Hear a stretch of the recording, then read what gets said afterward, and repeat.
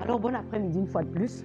La vie a des saisons. Dans quelle saison de la vie es-tu? Je veux déjà te dire de prime abord que cet après-midi est un après-midi qui va compter dans ta vie, sans prétention.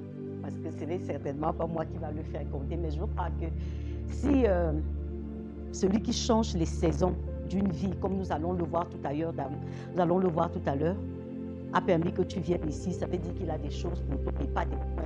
Certainement, vous avez une idée de quoi vous pouvez vous attendre, n'est-ce pas? On se dit, quand on parle de saison, déjà notre flyers nous donne une idée. On voit qu'il y a une saison pluvieuse, une saison orageuse quelque part là-bas. Après, on voit une saison, je ne sais pas comment on appelle ça. Je sais que chez les Blancs, il y a l'été, l'hiver. Bon, maintenant, je ne sais pas où il y a de très belles fleurs là. C'est quoi? Ici, en Afrique, on connaît seulement, en fait, au Cameroun, on connaît seulement la saison sèche et la saison de pluie. Donc, les saisons des Blancs, là, je ne connais pas. Donc, ça fait que... et tout ça, ça semble être les saisons de Blancs. Parce que chez nous, ici, on ne voit même pas beaucoup de fleurs comme ça. C'est le printemps, hein. Bon, quelqu'un dit que quand il y a beaucoup de fleurs, c'est le printemps. Eh, Manu, tu vois, souvent pour les vacances. Bon, il y a l'autre image en bas qui nous fait comprendre que c'est la saison sèche parce qu'il y a un soleil là qui brille comme ça. Il faut dire amen sur ça, c'est prophétique, non? C'est ça. il y a le soleil qui brille là et après on voit encore les fleurs et il en est ainsi de ta vie. La vérité, c'est que la position dans laquelle tu es aujourd'hui, tu ne seras pas toujours dans cette position. C'est pour ça qu'on parle des saisons d'une vie. Il ne s'agit pas seulement de l'âge. Certes, l'âge est le facteur le plus crucial qui nous amène, qui nous recadre, qui nous met dans la réalité. Parce que vous voyez qu'il y a quelques années, tu n'avais pas l'âge que tu as. Nous sommes en train de passer, nous sommes à 2 mois de la fin de l'année. Nous sommes à 2 mois de la fin de l'année. Et à 2 mois de la fin de l'année, d'ici peu, on va mettre sur les calendriers 2024. Et que tu le veuilles ou non, en fonction de ton année de naissance, ton âge aura changé. Je sais qu'il y a des gens qui ont tellement peur de vieillir que généralement, quand peut-être une nouvelle année arrive, non, et que tu veux leur attribuer 1 an de plus, ils vont te dire que non, ils n'ont pas 1 an de plus. Ils vont te dire que je suis née en septembre et c'est en 9 mois que j'aurai l'âge que tu veux me donner là. En fait, ça traduit quoi? Ça traduit la peur de vieillir en réalité. Ce ne soit pas dit de cette façon, mais c'est ça que ça traduit. C'est qu'on a toujours le sentiment, on veut rester jeune. On ne veut pas voir les jours passer. On ne veut pas voir les semaines passer. Mais on est entré dans cette salle à 15h. On va en ressortir à 17h30 par là. Et après, une journée va passer. Et après, ce sera... Tu es en train de... Une saison de ta vie est en train de s'écouler. Le temps, on ne peut pas bagarrer avec le temps. La sagesse voudrait qu'on travaille à utiliser le temps à notre compte. À gérer notre temps. Cet après-midi, nous allons, en parlant des raisons, nous allons parler beaucoup du temps. Malheureusement, nous sommes dans un environnement où les gens ne semblent pas être très conscients de leur temps. Courir après de l'argent, on peut courir après des possessions, on peut courir après des changements dans sa vie. Généralement, on ne se rend pas compte que la chose essentielle qu'il nous faut même pour pouvoir jouir de tout ce que nous avons, c'est le facteur temps. Si tu ne fais pas bon usage de ton temps, certainement, tu auras beaucoup de choses que tu devras accomplir, que tu n'auras pas accompli. Alors, en parlant de la vie qui a des saisons, dans la présentation, je suis Pascaline Chouankem, je suis juriste de formation et je suis coordinatrice du mouvement qui vous accueille. On a lu Tête Word of God et voilà mes contacts. Alors, puisque nous parlons des saisons, je crois qu'il est temps qu'il faudrait que nous recadrons certaines choses. C'est pour ça que nous avons ce passage de Proverbe. Proverbe, on l'appelle trivialement le livre de la sagesse. Et voilà ce que l'auteur des Proverbes nous dit ici. Il dit, ne te vante pas de ce que tu feras demain, car tu ne sais pas ce qu'un jour peut apporter. Alors, quand nous parlons de saison, nous parlons de plan. Nous parlons de l'avenir. Nous parlons du futur, nous parlons du lendemain. Et puis, une idée à quoi il va ressembler son lendemain. Et chacun travaille d'une façon ou d'une autre pour avoir un lendemain à l'image de ce qu'il s'est dit dans sa tête. Mais voilà un passage qui cadre un peu. Parce que ce passage nous donne comme l'impression qu'en réalité, il y a une autre donnée et qui n'est pas des moindres qui doit être prise en compte. Ne vante pas du que soient les efforts que tu peux être en train de faire, quel que soit le déploiement que tu peux avoir pour assurer que ton lendemain sera bien, il y a un facteur important. Tu n'en tiens pas compte pour toi. Pas du lendemain, car tu ne sais pas ce que tu peux apporter. Toi, tu ne sais pas ce que je peux apporter. Qui le sait? Et quand tu planifies dans ta tête, que bon, voilà, il faut que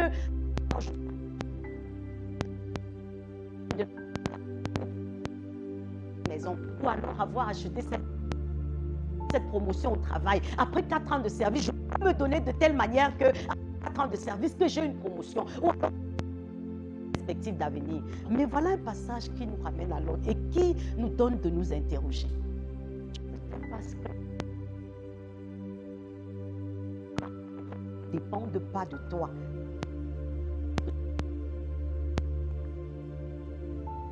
On va voir un autre passage qui va dans le même sens.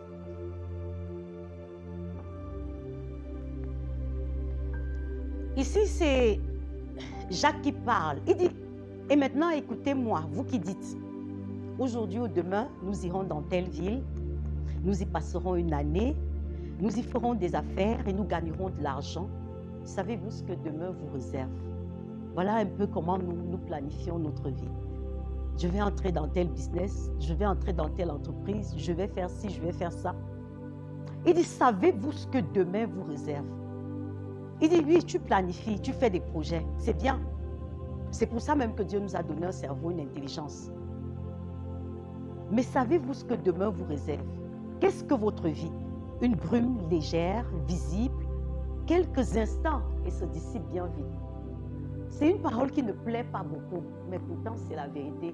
En fait, l'idée de penser que demain peut ne plus être là. Vous savez ce que c'est que la brume, n'est-ce pas? Pour la plupart d'entre nous, nous le savons. C'est comme de la vapeur, ou alors même c'est de la vapeur. Vous connaissez la rapidité avec laquelle la vapeur se dissipe quand elle sort de la marmite. Ta vie en fait. Mais cette idée ne plaît pas beaucoup. Quand nous voyons comment nous gérons notre vie, tout le monde aimerait plus ou moins vivre éternellement. L'idée du fait que de ce que je ne serai plus là, ça va se faire sans moi. D'autres personnes vont occuper la scène. Ça ne plaît pas beaucoup, n'est-ce pas? Mais pourtant, c'est la vérité. Et le sage devrait y faire face. Savez-vous que demain vous réserve? Qu'est-ce que votre vie? Une brume légère, visible quelques instants. On réduit toute ta vie à visible quelques instants. Nous passons. Visible quelques instants. Et c'est bien vite. Voici ce que vous deviez dire. Si le Seigneur le veut, nous vivrons et nous ferons ceci ou cela. C'est beaucoup plus précis que le passage de Proverbe. Parce que là, il nous dit quel est l'élément que nous devons mettre en compte pour être sûr que nos projets iront dans la direction que lui il veut. Si le Seigneur le veut. Ça veut dire que quelqu'un d'autre que toi entre en compte très rapidement et semble même prendre la prééminence sur toi. Si le Seigneur le veut, ce n'est pas si tu le veux. Parce qu'en réalité, le monde d'aujourd'hui travaille à nous donner de comprendre que nous sommes des personnes indépendantes. Nous devons vivre notre liberté. Nous devons nous assumer. Nous sommes autonomes. Nous devons travailler. Et chaque jour, être davantage autonome. Mais il y a quelqu'un là qui semble avoir son mot à dire et pas le dernier mot apparemment. Il semble avoir le premier mot parce qu'on dit que s'il le veut. On ne dit pas si tu le veux. On ne dit pas si tes efforts. On dit s'il le veut. Alors tu vas vivre et tu vas faire ci ou ça. Voilà une histoire qui m'a intéressée dans Luc 12. On va la brosser brièvement. Ça parle d'un homme. On nous dit qu'un riche propriétaire dont la récolte avait rapporté de façon exceptionnelle. En fait, Dieu l'avait béni. C'est un terme que nous devons utiliser. Dieu l'avait béni. C'est une expression à laquelle tout le monde aspire. Dieu m'a béni. Et alors ici, on voit un homme que Dieu avait béni. Mais apparemment, sa bénédiction ne va pas bien tourner. Alors il a réfléchi tellement, en fait, Dieu l'avait béni au-delà de ses attentes. C'est ce que la parole nous dit. C'est en fait que ces terres avaient rapporté plus que prévu. C'était surprenant pour lui. Parce que c'est quand il voit la moisson qu'il commence à se poser des questions. Il dit, mais ça a donné tellement abondamment, qu'est-ce que je vais en faire? Ah, il se dit, ah, voilà ce que je vais faire. Je vais démolir mes greniers pour en construire de plus grands. J'y entasserai mon blé et tous mes autres biens. Après quoi, je pourrais me dire, mon âme, en fait c'est mon âme, te voilà pourvu de biens en réserve pour de nombreuses années. Repose-toi, mange, bois, jouis de la vie. Combien d'entre nous ne sont pas, en fait, ne rêvent pas de cette position? Pourquoi est-ce qu'en réalité, dans le travail que nous faisons au quotidien, est-ce que vous voyez arriver à ce statut où en fait, la chose que tu peux te dire à toi-même, c'est repose-toi, sois au repos. Parce qu'en fait, la vie semble être une bataille au quotidien. Où tu arrives à un niveau où tu dis repose-toi, mange, bois, jouis de la vie. Combien d'entre nous font tous les sacrifices que nous faisons au quotidien pour arriver à ce niveau où tu peux te dire ça? Repose-toi, mange, bois, jouis de la vie. Mais regardez ce que Dieu lui dit encore. Il appelle cet homme pauvre fou. C'est cette expression lorsque j'ai lu cette version qui m'a amené à choisir cette version. Pauvre fou. Et j'ai dit, waouh, c'est un peu fou. Mais c'est Dieu qui l'a appelé comme ça. Alors que, nous aspirons pour la plupart d'entre nous, arriver à ce niveau de repos, à cette stabilité. Mais regardez comment le Créateur le qualifie. Il lui dit, et il lui dit, cette nuit même, tu vas mourir. Et tout ce que tu as préparé pour toi, qui va en profiter. Ça veut dire qu'il y a quelqu'un qui peut dire que cette nuit même, tu vas mourir. Hein? Il y a quelqu'un qui peut dire que cette année même là, tu ne vas pas la traverser. C'est quand même parlant. C'est assez significatif de voir à quel point il y a quelqu'un d'autre que moi qui a un tel pouvoir sur ma vie. Il n'a pas dit demain, il a dit cette nuit même, que ce fut bon pour toi. Mais pourtant, c'est à ça que nous aspirons. Je ne sais pas ce que quelqu'un me réponde, mais c'est que pendant que je parle en toi, je dis des choses. Est-ce que la phrase de cet homme était si... Je veux dire, en fait, est-ce qu'elle était si dérangeante? De pouvoir se dire, repose-toi, tu as beaucoup travaillé. Mange, bois, jouis du fruit de ton travail.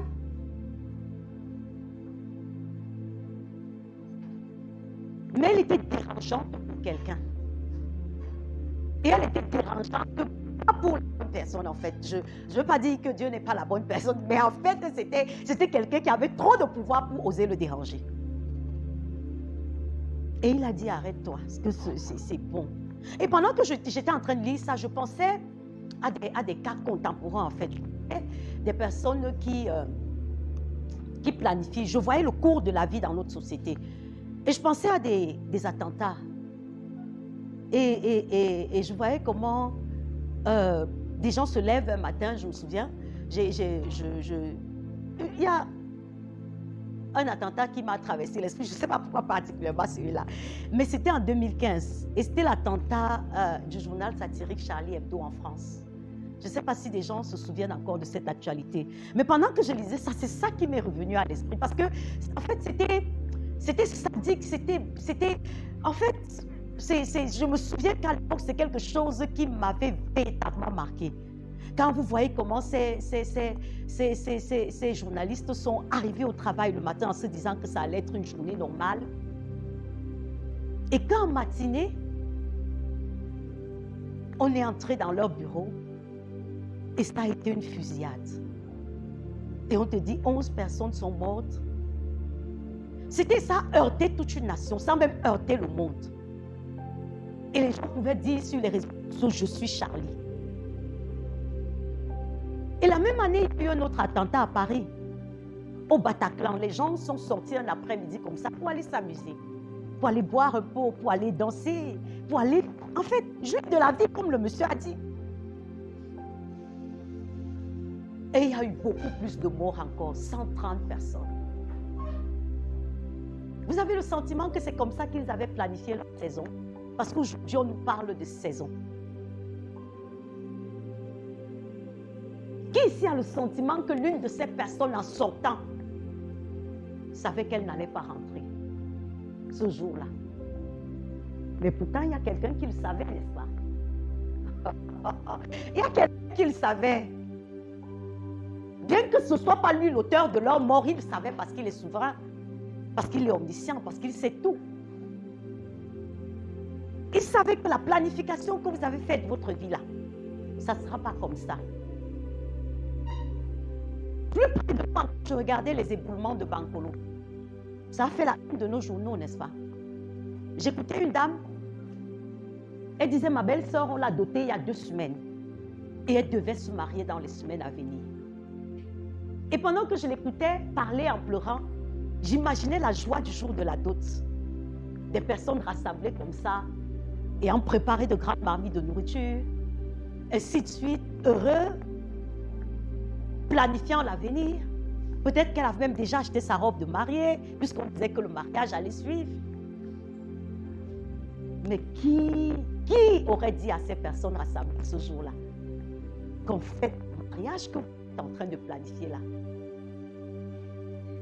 S'ils avaient été en contact avec ce monsieur, peut-être ce monsieur leur aurait dit quelque chose. La société nous parle. Au quotidien, ça nous parle. Je regardais encore l'actualité au Gabon récemment. Et je voyais l'ex-première dame, comment est-ce qu'on l'amenait? Elle avait une cagoule sur la tête parce que certainement elle avait honte. On la menait en prison. On appelle la prison la sans-famille. C'est une place. Tu n'as pas d'assistance là-bas. Une première dame. Pour après qu'en mai dernier, elle était à l'investiture du roi Charles avec Camilla, la reine. Donc ça veut dire en fait que c'était les gens qui dirigeaient le monde. Mais aujourd'hui, je ne connais pas l'épaisseur de son matelas, ni le lit sur lequel elle dort. Je veux croire que si on lui avait demandé de planifier sa saison, ce n'est pas comme ça qu'elle aurait planifié. Elle s'attendait à autre chose. Alors, de telles situations doivent nous amener à réfléchir. Quand nous parlons de saison, est-ce que tu es sûr d'avoir toutes les données en main? Est-ce que tu es sûr d'avoir la maîtrise du jeu?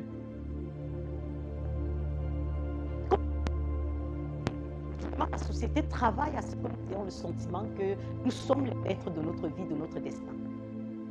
Mais en même temps, la vérité est là, elle crie. Et on ne peut pas la nier, peu importe ce qu'on fait, peu importe ce qu'on dise. Cette vérité-là nous rattrape et nous montre notre faiblesse face aux situations de la vie. Raison de ta vie de trouver Dieu. Parce qu'en fait, c'est ça la question. Je mets quelqu'un au défi de me dire cet après-midi, dans quelle saison de ta vie te trouves-tu? Puisqu'on voit que l'abondance, comme ce monsieur, on voit que la position, comme Sylvia Bongo, on voit en fait que la richesse, on voit que ces choses-là, ça ne dépend pas de nous. Ça semble dépendre de quelqu'un d'autre. Alors, dans quelle saison de ta vie te trouves-tu?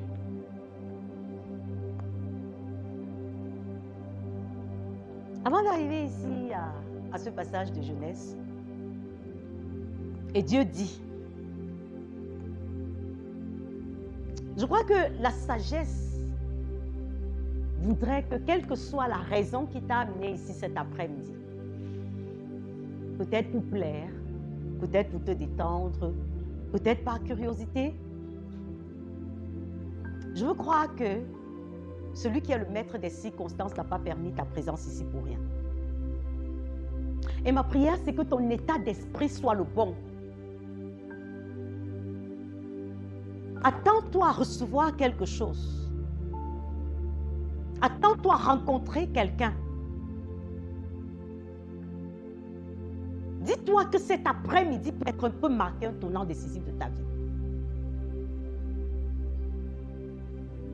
Parce que je sais que souvent on vient à des endroits comme ça, pas avec les bonnes motivations. Et parce que je sais que l'état de ton cœur détermine ce que tu reçois. C'est pour ça que d'entrée de jeu, je veux te donner ce conseil. Dis au Seigneur, humilie ton âme et dis au Seigneur, Père, parle-moi. C'est pourquoi tu m'as amené ici cet après-midi, Seigneur, je refuse de passer à côté de cela. Descends de ton piédestal et mets-toi au niveau de ton Créateur. Et je veux croire que cet après-midi, tu sortiras d'ici avec une vie différente. Alors voilà ce que Genèse dit. Et Dieu dit que la terre se recouvre de verdure, d'herbes portant sa semence, et d'arbres fruitiers produisant du fruit selon leur sorte, portant chacun sa semence partout sur la terre. Et ce fut ainsi. Ça, c'est l'histoire de la création. La terre fit germer de la verdure, de l'herbe portant sa semence selon sa sorte, et les arbres produisant du fruit selon leur sorte, portant chacun selon sa semence. Dieu vit que c'était bon. Le Seigneur a évalué le travail de sa journée et il a dit ça, c'est bon. Il y eut un soir, un matin. Et c'est comme ça que la vie passe. Un soir, un matin, ça fait les jours, ça fait les semaines, ça fait les mois, ça fait les années, ça fait les quinquennats, ça fait les décennies, ça fait les cinquantenaires, je ne sais pas comment on dit 25, je ne sais pas s'il y a un mot pour ça, et ça fait, et le temps passe. Un soir, un matin, rien semble ne se passer, mais des choses se passent. Il y eut un soir, il y eut un matin, un Dieu qui planifie. Ce fut le 3e jour, et Dieu dit que dans l'étendue du ciel, il y a des luminaires pour que l'on distingue le jour de la nuit et pour marquer les saisons, les jours, les ans. Que dans l'étendue du ciel, ils servent de luminaires pour illuminer la terre. Et ce fut ainsi. Dieu fit 2 grands luminaires, le plus grand des 2 afin qu'il préside au jour et le plus petit pour présider à la nuit. Il fit aussi les étoiles et ce fut ainsi. Une saison te permet, on va travailler sur ce texte tout au long de la conférence. Mais une saison te permet de savoir quand faire quoi. Vous comprenez? Parce que je veux croire qu'avec les exemples que je vous ai donnés précédemment, vous avez compris que si ces personnes-là avaient une communion avec celui qui définit les saisons, peut-être qu'ils ne se seraient pas retrouvés au mauvais endroit au mauvais moment. Une saison te permet de savoir quand faire quoi. Tu peux sembler être en train de faire la bonne chose, mais le fait pour toi de ne pas discerner la saison va faire que la bonne chose ne soit pas une si bonne chose que ça. Alors c'est important de pouvoir comprendre encore quelle est la saison de la vie dans laquelle je me trouve. Et pendant que tu planifies, et pendant que tu projettes, et que tu fais des projections sur l'avenir, il y a quelqu'un que tu dois consulter. Ce n'est pas parce que ça semble satisfaire ta chair, ce n'est pas parce que ça semble aller dans le cadre de tes projets que nécessairement tu te lances. Sinon, tu risques de faire face à une surprise qui ne sera pas très agréable. La saison te permet de savoir quand faire quoi. Es-tu sûr d'être en train de faire la bonne chose? Es-tu sûr d'être en train de faire la bonne chose? C'est un de mes papas qui me racontait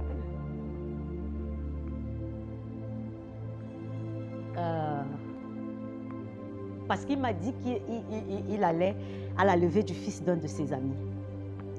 Et il m'expliquait les circonstances dans lesquelles ce jeune homme est mort. Et il me dit qu'en fait, c'est un jeune homme qui vit aux États-Unis et qui est arrivé ici pour les vacances. Et quand il a déposé ses valises le matin, il a dit, papa, je vais à la piscine avec mes amis. Et quand il est allé à la piscine avec ses amis, c'est le téléphone de son père qui a sonné pour dire, est-ce que vous pouvez venir reconnaître le corps de ce jeune homme? Peut-être que s'il avait il connaissait la bonne saison. Je ne sais pas si ça l'aurait trouvé au Cameroun. Ou bien s'il aurait choisi d'aller à la piscine juste à son arrivée. C'est vrai qu'il y a un adage courant qui dit qu'on ne peut pas fuir la mort. Mais moi, je ne crois pas. Je crois que quand tu es connecté à la bonne source, en réalité, nous allons tous mourir. Ce n'est pas comme si la mort était un problème. Au contraire, il y a quelqu'un qui disait la mort m'est un gain. Mais est-ce que tu meurs au bon moment? Est-ce que tu meurs après avoir accompli la mission pour laquelle tu es venu sur cette terre? Est-ce que tu meurs étant sûr que là-bas, parce que la mort n'est que le commencement d'une nouvelle vie, celui qui va t'accueillir va dire bon et fidèle serviteur ou bonne et fidèle servante, entre dans la joie de ton maître. Le plus important n'est pas de mourir. Et des personnes qui ont compris le vrai sens de la vie, en réalité, sont des personnes qui n'ont pas peur de la mort. Parce que tu sais que quand tu es connecté à la bonne source, tant que tu n'as pas fini la mission, la mort ne te verra pas. Alors, est-ce que tu sais quelle est la saison dans laquelle tu te trouves? Sans la compréhension des saisons, il y a de fortes chances que tu fasses peut-être la bonne chose, mais au mauvais moment, d'où le manque d'effectivité. C'est ce que j'étais en train de dire tout à l'heure. C'est pour ça qu'on va passer un peu rapidement. Alors, dans Genèse que nous avons vu, ça sont des éléments qui nous permettent de pouvoir mesurer le temps. Avant que n'existe le calendrier, la montre, l'ordinateur, l'iPad, Dieu avait déjà mis en place un système de quantification du temps. Pour nous dire à quel point la Genèse, le passage de Genèse que nous avons lu au départ, nous fait comprendre que Dieu a séparé, il a dit, il y eut un soir, il y eut un matin. Je veux revenir au risque de me répéter. Je voudrais que cet après-midi, que tu comprennes l'importance de la valeur temps.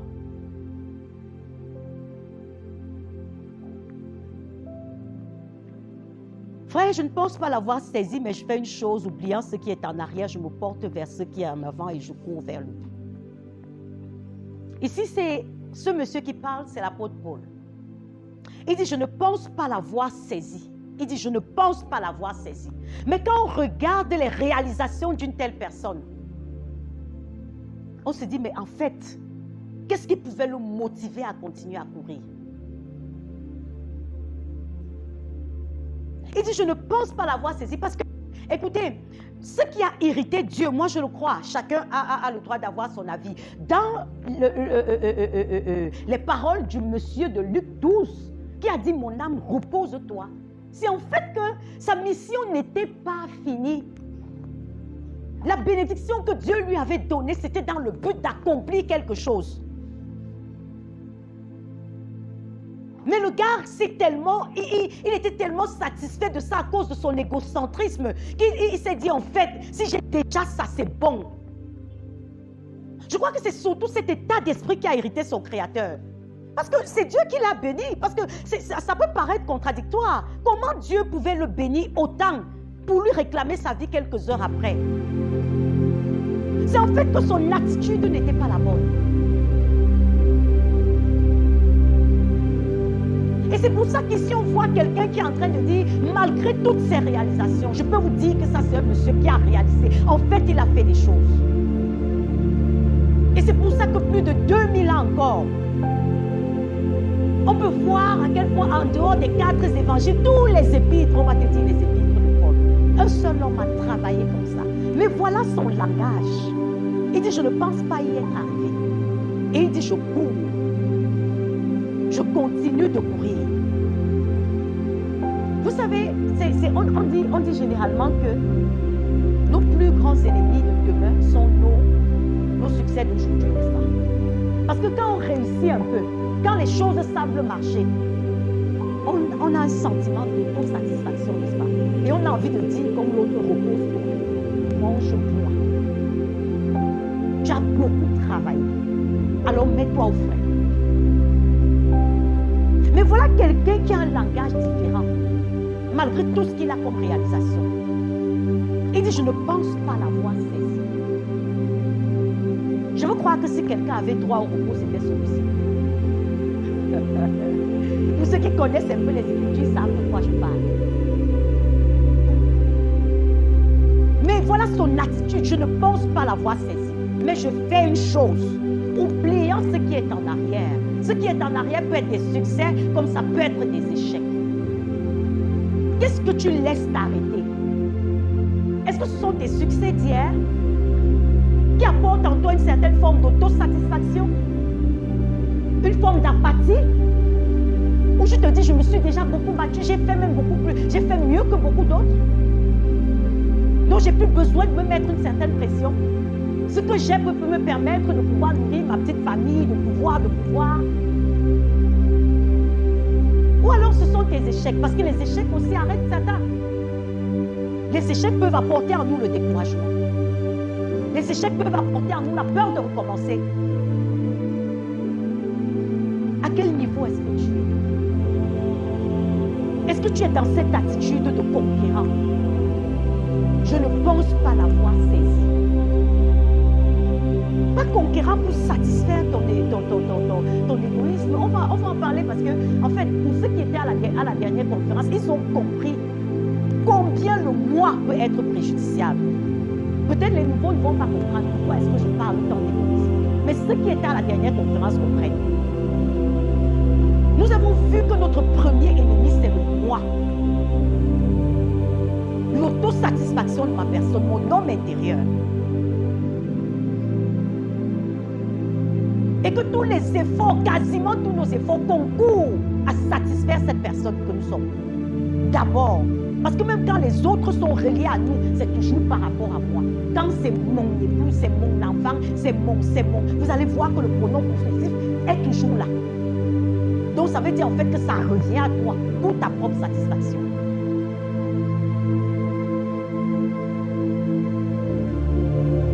Mais voilà quelqu'un qui avait des raisons de s'arrêter. Mais qui ne s'est pas arrêté. Il a dit, je ne pense pas l'avoir saisi. Je crois que si Dieu permet que tu sois en vie, c'est parce que tu ne l'as pas encore saisi. Peu importe ce que tu as déjà eu à réaliser, peu importe ce que tu as comme expérience, peu importe ce que tu as comme je sais pas, comme accumulation de quoi que ce soit. Si le Seigneur t'a permis de les avoir, c'est pour accomplir quelque chose. Alors, Dieu est un stratège. C'est très intéressant. Dieu est un stratège. Nous parlons des saisons. Ne soyons pas distraits par les gens qui entrent. Nous parlons de saisons. Nous parlons de planification. Nous parlons de programmation. Il est précieux pour nous de comprendre qu'en réalité, celui qui a le droit de programmer ta vie, ce n'est pas quelqu'un de chaotique, ce n'est pas quelqu'un de désordonné, ce n'est pas quelqu'un qui ne sait pas là où il va.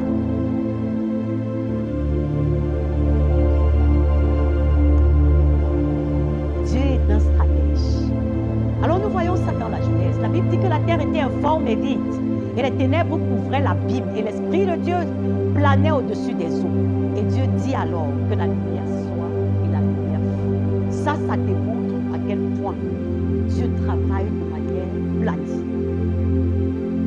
Parce qu'en fait, on nous fait comprendre qu'il y avait les ténèbres partout. C'est parce qu'il y a la lumière du jour. Mais s'il n'y avait pas la lumière du jour, on allait faire l'expérience d'éteindre les lumières dans la salle. Et vous tous, vous savez à quoi cette salle allait ressembler.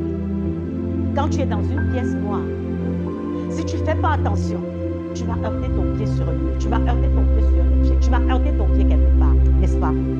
Ici, ce feu stratège s'est rendu compte en réalité, je ne peux rien faire sans commencer par faire briller la lumière. Et il a dit que la lumière soit, et la lumière fut. Il en est de même pour ta vie.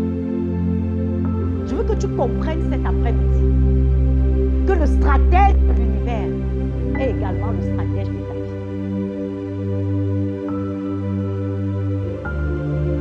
Parce que très souvent, l'un des pièges avec lesquels l'ennemi nous prend, c'est le piège de l'inquiétude. Nous sommes tellement sûrs que c'est nous qui sommes au volant de notre vie. Nous sommes tellement sûrs que c'est nous qui tenons les commandes. Qu'en fait, on s'inquiète. Et on se dit, comment est-ce que demain va se passer? À quoi vont ressembler les années à venir? Même quand on semble avoir des garanties que, en fait, les choses vont bien se passer. Mais dans ton intelligence ne cesse de t'amener à te poser des questions.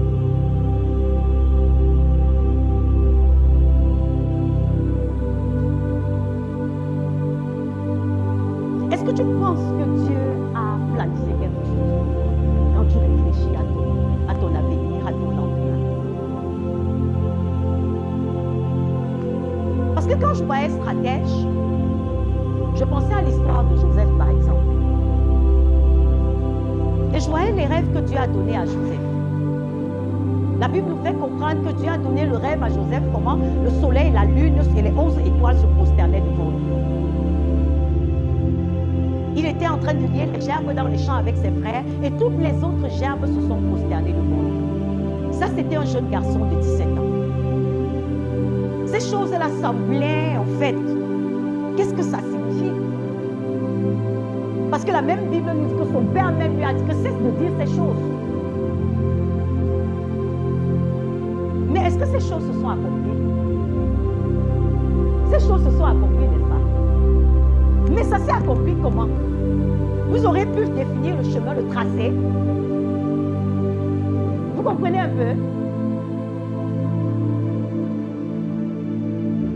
Déjà, on a le sentiment que ses frères étaient les mauvaises personnes, c'était les mauvais pions dans sa vie.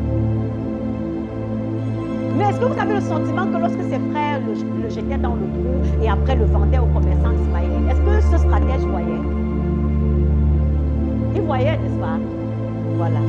Après, il arrive, il a le sentiment qu'il trouve un peu de sécurité dans la maison de Potiphar. Il est à l'aise, on dit parce qu'il travaillait bien et Potiphar s'était rendu compte qu'il faisait prospérer tout entre ses mains, que Dieu faisait prospérer tout ça à quoi il touchait. Et Potiphar lui a donné tellement de pouvoir où il s'est dit, vraiment, enfin, je me repose un peu de mes souffrances et de mes douleurs.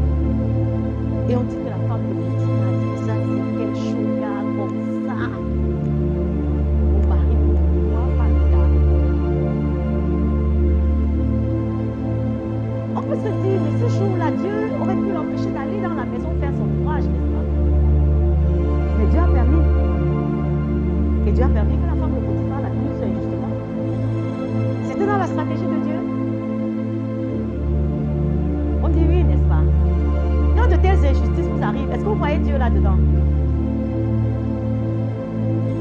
On a surtout le sentiment que c'est lui qui ne veut pas de mon bien, n'est-ce pas? C'est normal. Je veux croire qu'avant de partir ici, tu vas comprendre que ce n'est pas normal. Parce qu'à partir du moment où tu fais de l'homme ta focalisation dans les situations de la vie qui t'arrivent, tu vas passer, tu vas louper Dieu. Parce que si Joseph avait eu une attitude rancunière, une attitude d'amertume vis-à-vis de ses frères, et qu'il avait gardé et entretenu ce sentiment, ça aurait brisé sa communion avec Dieu et certainement il ne serait jamais arrivé là. Parce qu'un mauvais état de cœur brise la communion avec Dieu. Parce qu'aujourd'hui, quand il y a des situations qui ne semblent pas aller comme nous les avons planifiées, comme nous le voulons, tout de suite, nous pointons les doigts accusateurs sur les hommes. Nous indexons les gens. Nous gardons il y a des gens qui gardent des rancunes pendant des années. Nous disent vraiment sans tel ou tel, ma vie ne serait pas comme ça. Si tel n'était pas intervenu, c'est à cause de lui que j'ai raté cette opportunité. C'est parce que, est-ce que tu es conscient que le doigt de Dieu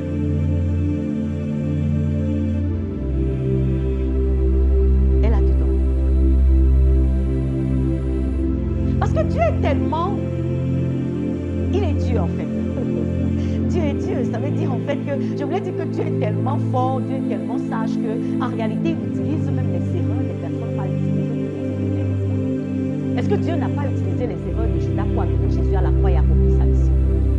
Il faut que nous le comprenions. Je dis que c'est Dieu qui a envoyé le frère de Joseph le jeter dans le puits. Mais c'est que la sagesse et la souveraineté de Dieu veut que même les circonstances négatives qui sont envoyées vers toi par l'ennemi, qu'il les retourne en ta faveur. Et je crois que c'est ça que nous allons voir après Dieu est sage dans Romains 8. Toutes choses concourent au bien de ceux qui aiment Dieu et qui sont en connexion sur Dieu. Est-ce qu'au-delà de réciter ce verset, tu travailles à voir ta vie de cette façon. Et à comprendre que même les situations dites négatives des hommes, l'action des hommes concourt tes vies. Et quand tu vois les choses de cette façon, ça facilite le pardon. Parce que l'une des portes, l'une des plus grandes portes ouvertes à l'ennemi, c'est le manque de pardon, de ressentiment dans le cœur. Voilà le piège par lequel l'ennemi nous tient. Il y a toujours quelqu'un qui t'a fait ci, qu'il n'aurait pas dû faire, et qu'elle n'aurait pas dû faire, et qu'elle n'aurait pas dû faire. Et c'est comme ça que tu emmagasines les gens dans ton cœur, et c'est comme ça que ta relation avec Dieu est brisée. Je voudrais que cet après-midi, que tu libères les gens de ton cœur.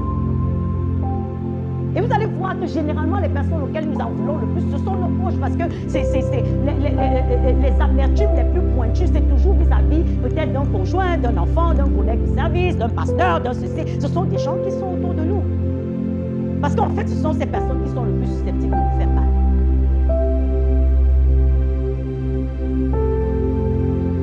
Est-ce que tu vois Dieu dans tes blessures? Est-ce que tu vois Dieu dans tes déceptions? Est-ce que tu vois Dieu dans les trahisons dont tu es victime?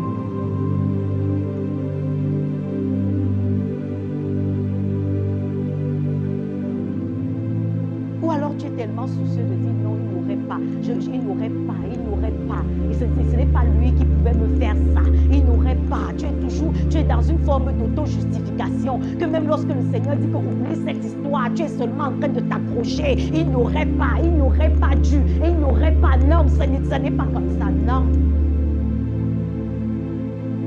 Toutes choses. On n'a pas dit les bonnes choses pour nous ou bien c'est bien Dieu. On a dit toutes choses au bien de ceux qui aiment Dieu. On va voir encore tout à l'heure ce que ça veut dire aimer Dieu.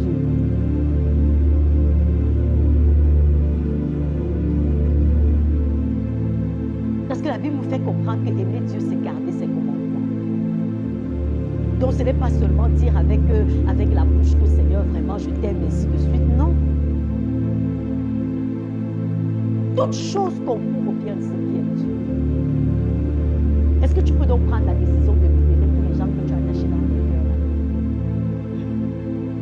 Parce que tant que tu ne prends pas cette décision, en fait, tu bloques l'action de Dieu dans ta vie.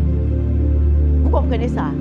La récupération que Dieu aurait pu faire de cette injustice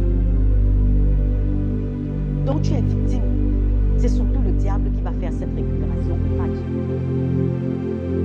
Parce que tu n'as pas laissé libre le pardon.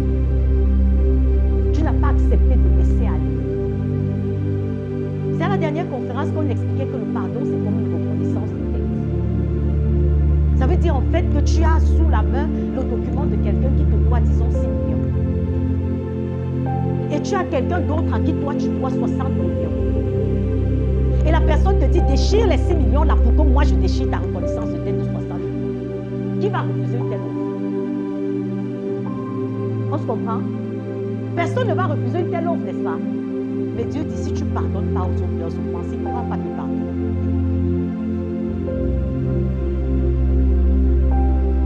Alors, gardez les gens à cœur. C'est comme cette petite reconnaissance de dette, d'un petit montant comme ça, que tu refuses de déchirer pour être libéré d'une dette plus grande. Laisse Dieu te justifier. On se comprend? Ça paraît de la faiblesse. À certains moments, lorsqu'on regarde les actions des hommes à notre égard, on regarde les injustices des hommes et tout. On a tellement de moyens de pouvoir leur faire comprendre que non, tu as mal fait, je vais te faire retraiter l'acte que tu as posé. Et le fait de se taire, de choisir d'agir autrement, paraît de la faiblesse. Paraît de l'idiotie. Le monde va même te traiter de bête. Il est bête, hein? On lui a fait ça, il a laissé. Voilà comment les gens nous encouragent dans l'égarement. Mais en réalité, qui est vraiment bête? Parce que si on était dans les affaires, c'est pour ça que moi j'ai aimé ces directs presse qui avaient pris cette émission de reconnaissance de dette et j'ai trouvé ça tellement pertinent. En réalité, qui est vraiment bête? Si tu es un homme d'affaires et que tu dois 60 millions à quelqu'un et qu'on te dit déchire la reconnaissance de dette de la personne qui te doit 6 millions, tu refuses, qui est bête? C'est pas toi. Hein? C'est toi qui es bête.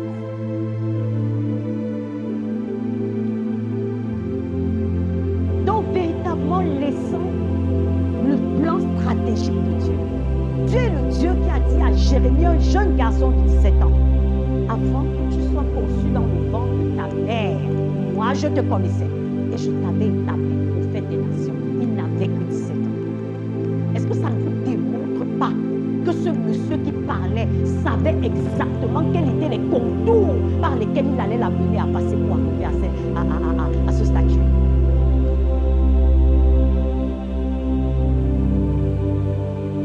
Il dit, je ne suis qu'un enfant. Il dit, ne dis pas tu es un enfant. Qu'est-ce qu'il voyait en lui? Rien. Je ne suis qu'un enfant.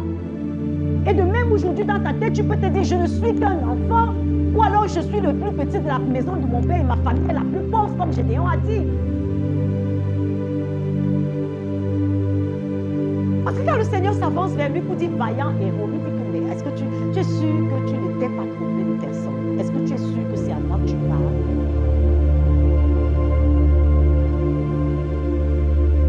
J'ai souvent l'habitude de dire aux gens, avec la toute petite expérience que j'ai, que quand Dieu te révèle ses plans pour toi, si c'est à la mesure de ce que toi tu avais imaginé, sache que Dieu n'est pas Dieu. Je ne sais pas si quelqu'un m'a compris. Quand Dieu te révèle ses plans pour toi, je dis que si c'est à la mesure de ce que toi, malgré toutes tes ambitions élevées, tu t'étais imaginé, cherche encore si c'est vraiment Dieu qui t'a révélé ses plans. Vous comprenez un peu? Parce que le plan de Dieu pour chacun, on se dit, est-ce que tout le monde va être gratuit? Tout le monde va être gratuit. Parce qu'on s'est dit que dans le royaume de Dieu, est-ce qu'il y a même des gens qui doivent être petits? Non, il n'y a pas de gens qui doivent être petits. Parce que tout à l'heure, on va voir le potentiel que Dieu a mis en nous. Et on va comprendre qu'avec un tel défaut en nous, il n'y a pas de place pour la petitesse dans le royaume de Dieu. Quand le Seigneur dit dans Deutéronome 28, je ferai de toi la tête, tu seras en haut et pas en bas, je veux croire que ça ne s'adresse pas seulement à une classe de privilégiés.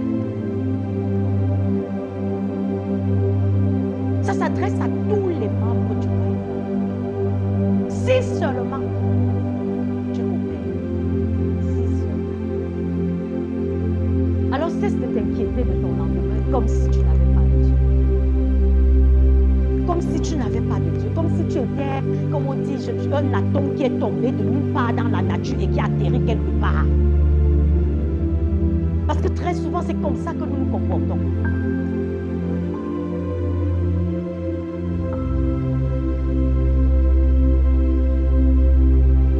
Parce que souvent même, dans le plan stratégique de Dieu, c'est que Dieu ne s'est pas inquiété. Écoutez, vous avez vu un qualificatif que Dieu a fait au terme de chaque journée.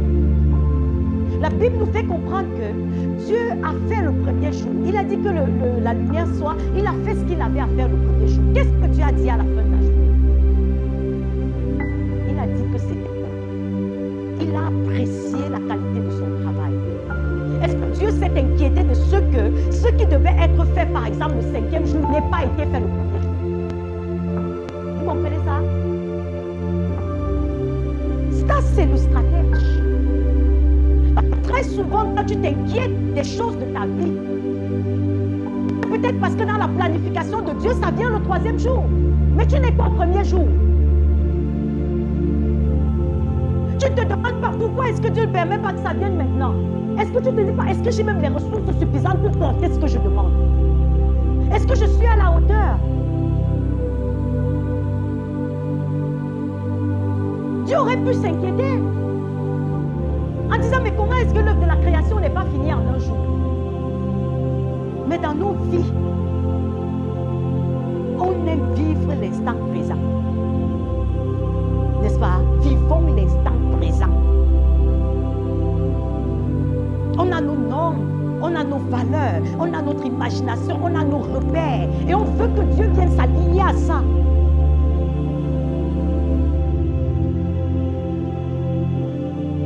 Peut-être que tu n'es qu'au deuxième jour. Et l'œuvre de la création n'est pas achevée. Elle s'est faite en 6 jours.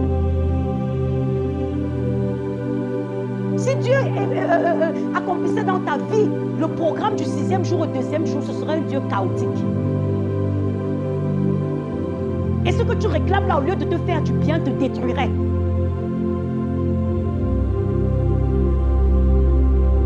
Est-ce que tu veux coopérer avec Dieu pour laisser ses plans de vie s'accomplir pour toi? Sans toujours te fier aux mauvais repères et aux mauvais modèles.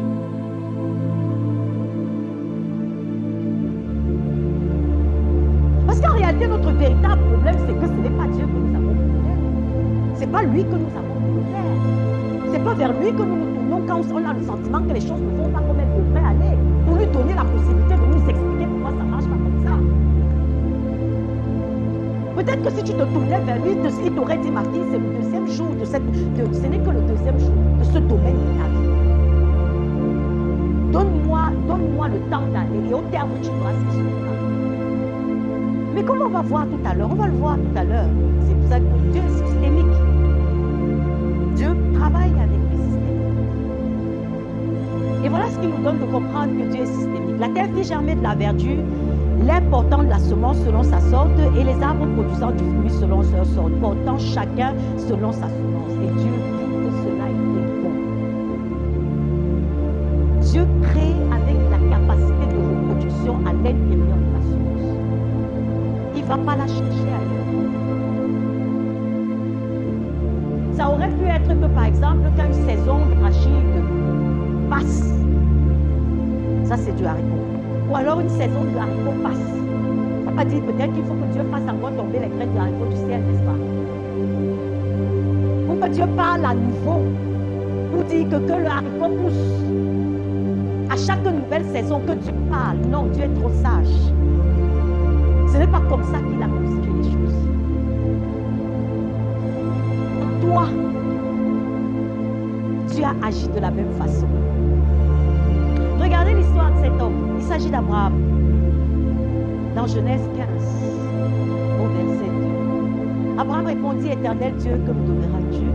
Je n'ai pas d'enfant et c'est Eliezer de Damas qui répond. Pour rafraîchir la mémoire de quelques-uns, ici, Dieu avait fait la promesse à Abraham à l'âge de 75 ans. Et la promesse s'en tardait. Et la promesse tardait. Et le temps passait. Et Abraham attendait. Il essayait d'être patient, il espérait. Et ce qui s'est passé, c'est un jour, Dieu revient à nouveau vers Abraham pour dire, moi j'ai pris l'engagement de te bénir. J'ai pris l'engagement de te bénir. Et Abraham dit, mais qu'est-ce que tu vas me donner qui puisse satisfaire mon besoin? Parce qu'à l'époque, lorsque tu mourais sans enfant, en fait, c'était ton esclave le plus ancien dans ta maison qui héritait le bébé. C'est lui qui l'appelait Eliezer de Damas. Et Abraham lui disait, mais quel que soit ce que tu me donnes, en fait, ça n'a pas d'importance pour moi. Parce que je suis vieux. Abraham ne voyait plus la possibilité de pouvoir avoir un enfant à son âge. Ça semblait être une promesse fallacieuse que Dieu lui avait faite. Mais ce que je vais te dire en fait, c'est ceci. Que tu aies 8 ans ou que tu aies 80 ans, sache que si Dieu permet que tu te lèves et que tu vois ce jour une fois encore, ça veut dire que Dieu n'a pas encore dit son dernier mot dans ta vie. Est-ce qu'on se comprend? En toi, il y a des choses que tu ne peux même pas imaginer.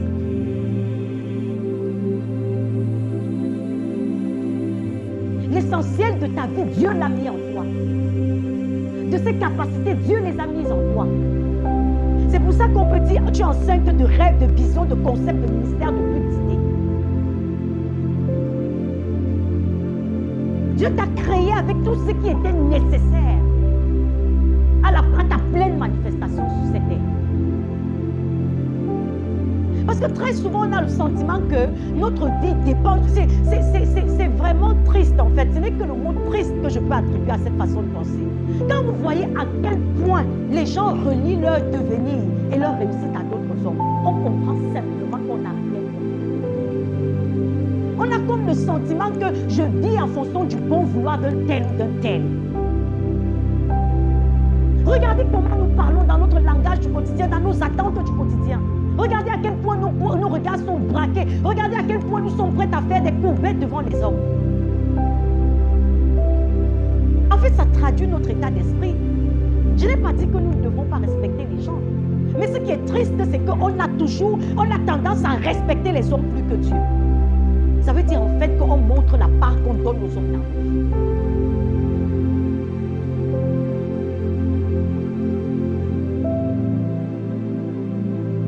On est toujours prêt à amadouer, à faire comme ça, à jongler, à dire ceci. Non, mais attends. La Bible dit que maudit soit l'homme qui met sa confiance en l'homme et qui prend la chair pour appui. Jérémie 17, le verset, c'est en qui est-ce que toi tu mets ta confiance? En un parent, en un époux, en un enfant? Vous allez voir des gens se compromettre pour satisfaire leurs enfants. Non, mon fils a dit que comme ton fils a atteint l'âge où il peut payer tes factures. Non, mon mari a dit que la plupart des femmes mariées, vous les voyez chercher Dieu beaucoup quand le mariage ne donne pas bien. Mais dès que le mariage donne un peu bien, là, on remet Dieu à sa vraie place, ça veut dire dans la pandémie. Et on sert le mari bien.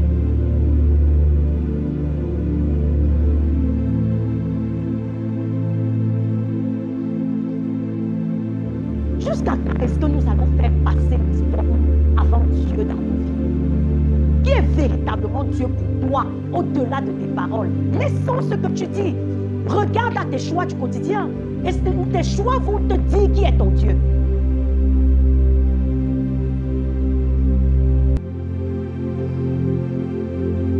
Le travail. Non, je ne peux pas manquer le travail. Je ne peux pas. Quand les gens commencent à t'expliquer, surtout comme ici on est dans un contexte misérable où les gens courent après la survie, là, je vous assure, les affaires d'argent, ça trouble l'esprit des gens. Non, je ne peux pas. Souvent je demande à quelqu'un, si on t'avait dit de venir chercher 100 000, tu aurais réagi comme ça. Et tu vois comment ça mine descend.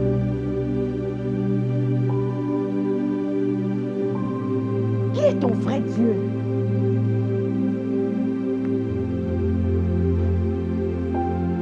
Mais attendons, donnons à Dieu la place qui est la sienne et donnons aux hommes la place qui est la leur. La vérité, c'est que quel que soit le pouvoir de l'homme, moi je dis son pouvoir sur la vie d'un autre homme n'est que le mien. Est-ce qu'on se comprend? Laisse Dieu te révéler qui tu es. Donne la possibilité à Dieu parce que les gens ont le sentiment que... Parce que pour réaliser même encore tes rêves, tes visions, tes concepts, être même conscient de tout ce que Dieu a mis en toi, il faudrait que tu laisses même Dieu te révéler qui tu es. Mais si tu ne donnes même pas la possibilité à Dieu de te révéler qui tu es, et pour que tu sois conscient de combien est grand l'investissement que Dieu a fait en toi, comment ça va se passer? Parce qu'on a tendance à croire toujours que Dieu, c'est comme un charme en fait. Un charme où tu vas chez le marabout, on te donne 2 plastiques comme ça, après on dit te prépare comme ça un peu, et après tu mets dans la nourriture de tel, et après il va faire ce que tu veux. Dieu, c'est pas comme ça. Dieu, c'est pas comme ça. La Bible dit qu'il sonde tes cœurs et tes reins. Donc ça veut dire que les vraies émotions et les vrais sentiments que tu as en toi, il connaît. Parce qu'en réalité, ce que nous voulons au quotidien, c'est accorder un temps vraiment, je ne sais pas, minable. La portion de Dieu, c'est la portion congrue. On est prêt à faire aucun vrai sacrifice pour le Seigneur, aucun. On peut mettre les pieds dans l'eau glacée pour étudier parce qu'on va avoir un diplôme de je ne sais même pas quoi. Je n'ai rien contre les diplômes. Mais je veux dire à quel point on peut se sacrifier pour des choses minables, éphémères, qui ne vont même nous servir à rien. Mais quand il s'agit de Dieu, mais non. Quand Quand il s'agit de pouvoir consentir certains sacrifices, changer son emploi de temps. Mais non, c'est trop exigé. Je dis toujours aux gens, Dieu n'est pas idiot. Vous savez, je rencontre au quotidien des chrétiens qui me disent, mais pourquoi ça ne marche pas? Pourquoi ça ne marche pas? Pourquoi malgré ce que je fais pour chercher Dieu, ça ne marche pas?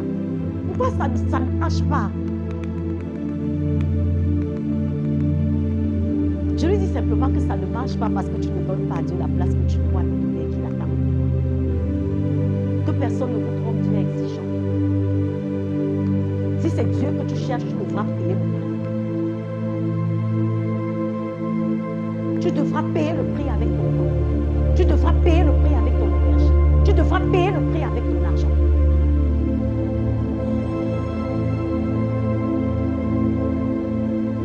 Qu'est-ce que tu es prêt à consentir comme sacrifice pour connaître mieux ce Dieu qui a tous ces merveilleux plans? Ça ne peut pas, tu sais. Il faut pouvoir faire de vrais choix de vie. Il faut pouvoir se positionner. Il faut pouvoir accepter de changer ta façon de penser. De changer ta situation de confort dans laquelle tu te trouves. Tout ce potentiel est en toi, mais qu'est-ce que tu as fait? Il est gaspillé. Au quotidien, tu te sens misérable. Et il y a une petite voix qui te dit toujours en toi, Dieu ne t'aime pas. Il a planifié la vie des autres, il n'a pas planifié la tienne.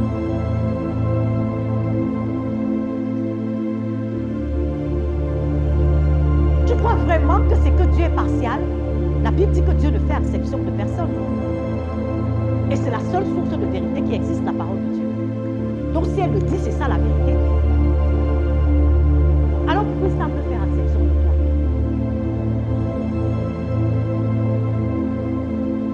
À moins que ce ne soit parce qu'il est encore deuxième jour. Ce n'est qu'en communion avec ton Créateur que tu peux être conscient de ce qu'il a investi en toi. Et je peux t'assurer qu'il a investi. Quand la Bible nous fait comprendre que Dieu créa l'homme à son image et à sa ressemblance, ça veut dire beaucoup. C'est lourd de sens. Et vous êtes des dieux, mais cependant vous mourrez comme des hommes. Voilà la déclaration de Dieu. Il dit vous êtes des dieux. Mais pourquoi est-ce que malgré le fait que vous êtes des dieux, avec ce que j'ai mis en vous comme potentiel, vous mourrez comme des hommes? Face aux situations de la vie, vous êtes aussi, je vais dire, aussi impuissants.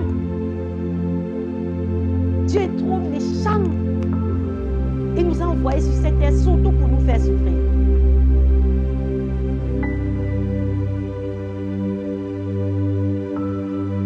Vous êtes des dieux, mais pourtant vous mourrez comme des hommes. Dans quelle saison de ta vie est-ce que tu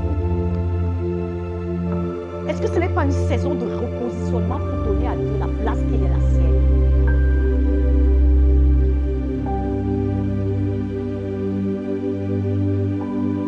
Dans quelle saison de ta vie est-ce que tu te trouves? Les choses ne vont pas se faire comme ça. Ça n'existe que dans les films et dans les romans. On a le sentiment qu'on peut ne rien faire et après les choses se font. Ce n'est pas ça dans la vraie vie. Nous sommes dans la vraie vie. On n'est pas dans le monde, on n'est pas dans les films. Nous sommes dans la vraie vie. Et dans la vraie vie, c'est l'action qui produit la réaction. Qu'est-ce que tu mets sur la table de Dieu pour qu'il puisse se rendre compte en réalité? Tu es fatigué de la situation dans laquelle tu es. Comme les chrétiens sont fans de prophétie, depuis 15 ans qu'on a prophétisé que j'allais être ceci, et je continue d'attendre, tu attendras longtemps. Parce que si tu demeures dans la même attitude, je peux t'assurer que tu vas aller dans la tombe avec tout ce qui est en toi là. Excusez-moi, je trouvais que ce n'est pas trop dur, je dis la vérité. Parce que c'est Miles Monroe qui disait que l'endroit le plus riche, c'est les cimetières. C'est là où on trouve les livres qui n'ont jamais été écrits, les chansons qui n'ont jamais été chantées. C'est là où on trouve les pasteurs qui n'ont jamais prêché. C'est là où on trouve les ingénieurs qui n'ont jamais fait aucun travail de conception.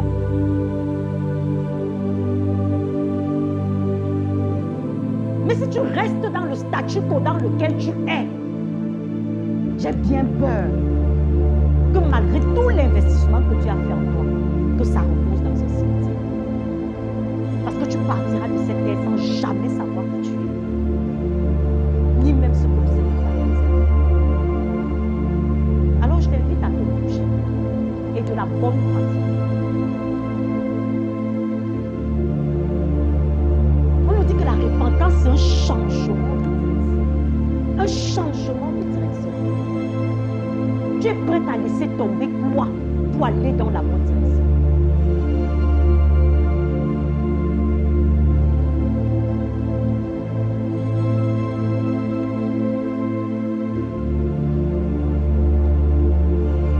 Et quand tout le dispositif sera mis en place, il faut que pour que le dispositif soit mis en place, tu dois coopérer. Ce n'est pas une œuvre unique, on se comprend.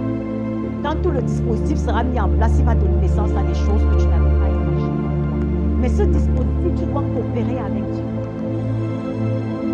Ce n'est pas à sens unique.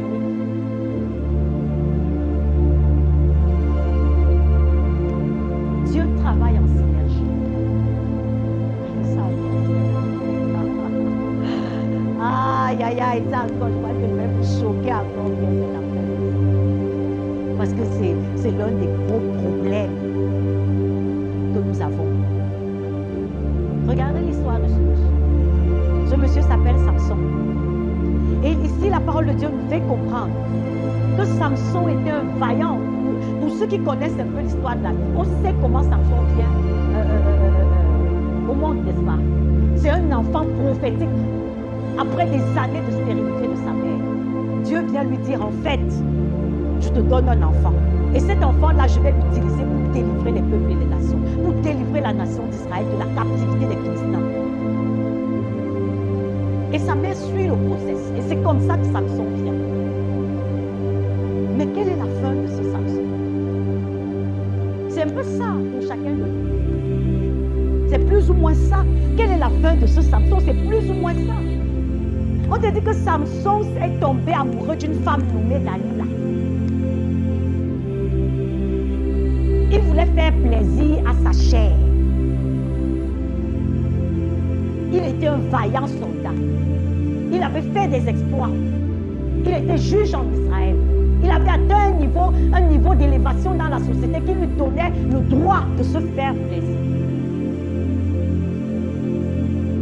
Et c'est ainsi que parce qu'il était mal accompagné,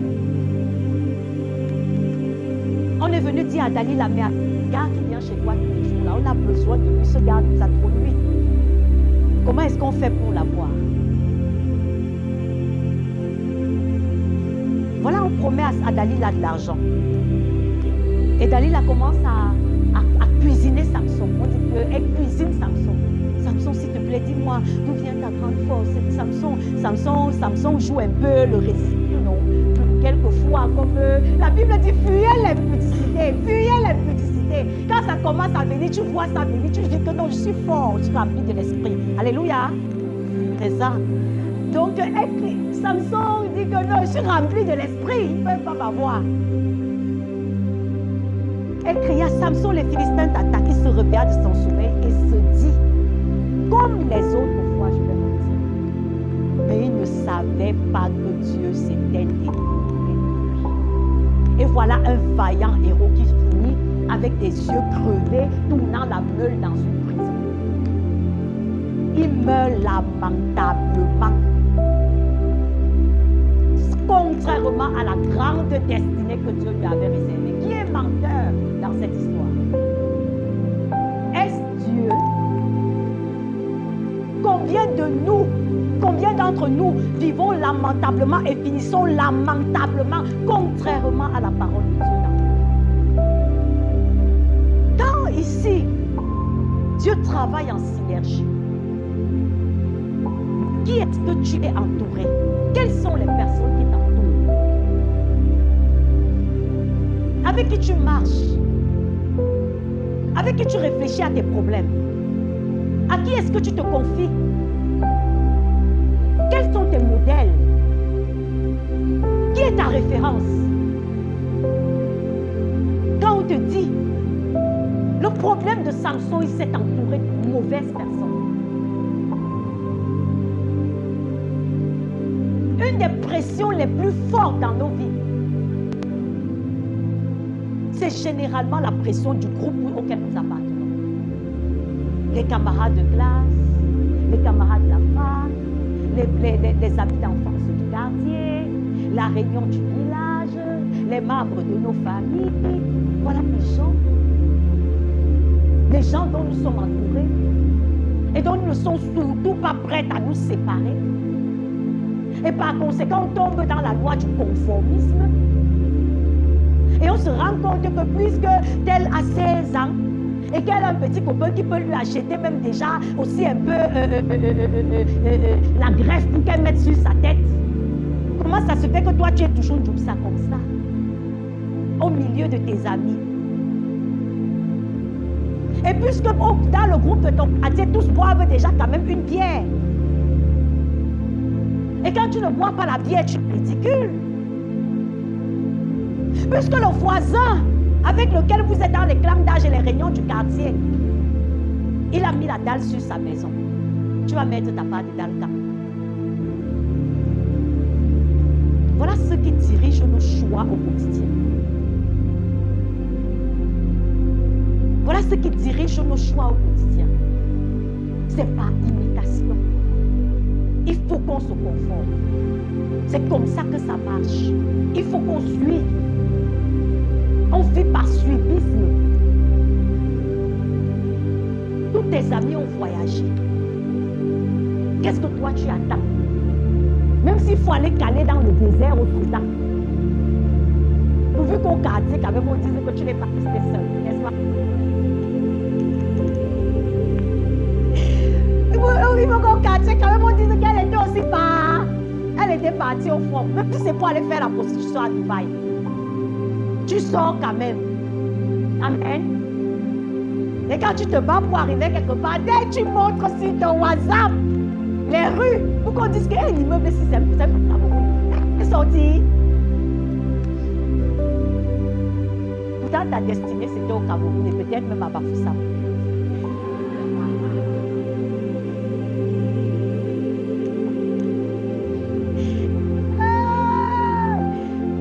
Qu'est-ce qui dicte nos choix de vous avoir? Quand je parle, réfléchis. Qu'est-ce qui t'amène à te compromettre? À être convaincu que ce tracé que je suis n'est pas le bon. Mais à t'engager quand même sur cette voie. Parce que tu as le souci de plaire. Tu as le souci de plaire, de ne pas être mis à part, de ne pas être rejeté, de ne pas paraître différent.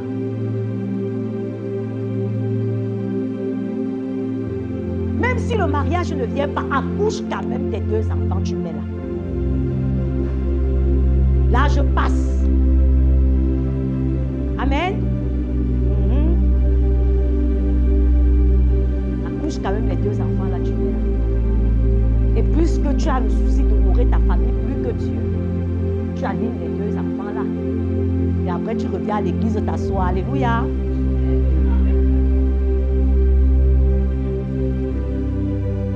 Et après, on se dit, pourquoi ça ne marche pas? Ça ne va pas marcher. On se comprend, ça ne va pas marcher. Ça ne marchera surtout pas. Si quelqu'un te dit un autre langage, il te ment. Ça ne va pas marcher. Dieu n'est pas moins cher. Écoutez, c'est quand même Dieu. C'est nous qui avons tout intérêt à être avec Dieu. Vous comprenez ça? Il nous a aimés, il nous a sauvés, il a fait ce qu'il devait faire pour nous. Nous devons pouvoir lui faire comprendre qu'en réalité, nous comprenons que tu as quelque chose d'intéressant. N'aie pas peur de la fournaise ardente. La fournaise ardente, c'est ce feu dans lequel se sont retrouvés 3 jeunes Hébreux. Abed-Nego, Meshach et Shadrach dans le livre de Daniel. Le roi Nebuchadnezzar, qui était tellement conscient de sa puissance et de tout ce qu'il était, a dit, mais qu'est-ce que je peux encore faire pour démontrer ma suprématie sur l'univers? À ce moment, ce n'était pas comme la terre est maintenant où où le pouvoir était sectionné, où on disait que non, il y a un président. On te dit que Nebuchadnezzar, c'était le roi le plus puissant de la terre. C'est lui qui dirigeait la terre. Et après, il a dit que bon, puisque j'ai déjà démontré ma suprématie sur les hommes, autant mieux ériger maintenant une statue qui va faire de moi un Dieu et les hommes vont m'adorer. Mais trois petits garçons, lui ont dit, ton Dieu là, on ne va pas l'adorer. Peu importe qu'il nous laisse brûler dans la fournaise ardente, on ne va pas, toi, on ne va pas adorer ta statue. Tu es prête à dire non à quoi aujourd'hui? Aujourd'hui, dans l'église, on appelle le compromis sagesse. On dit, sois sage. C'est comme ça quand on veut te dire de pécher. On te dit que non, ne sois pas bête. C'est pas parce que tu as dit au Seigneur que tu vas être insensé. On appelle le compromis sagesse. Comment est-ce que tu appelles le compromis?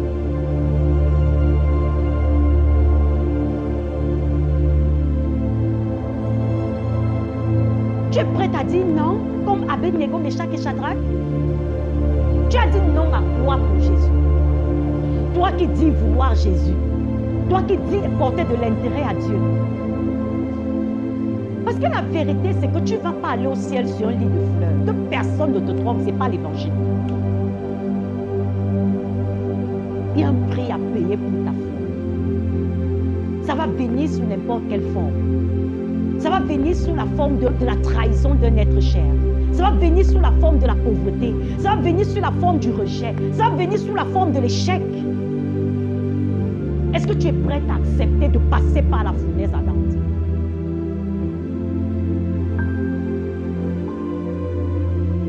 Tout le monde va aller au ciel. Mais personne ne veut pouvoir dire que non, je ne participe pas. Je ne suis pas comme tout le monde. Ils ont dit ton Dieu, là, on ne va pas l'adorer. Toi, tu as dit à quoi que je ne vais pas le faire parce que je crains Jésus. Joseph a dit à la femme de Potiphar, je ne vais pas coucher avec toi. Je préfère les conditions difficiles. Qu'est-ce qui s'offre et se présente à toi au quotidien où Dieu s'attend à ce que tu dises non?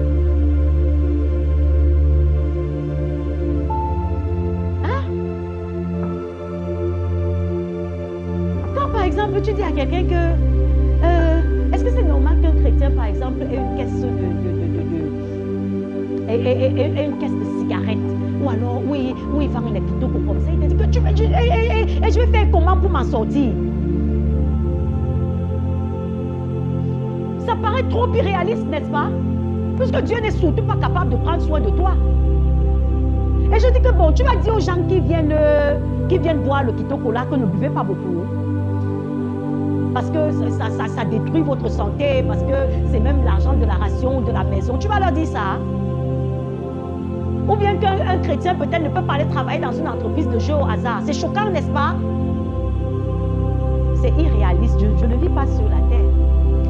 Accroche-toi bien sur la terre. Quand il va venir jouer au pari foot, tu vas dire que non, ne joue pas beaucoup.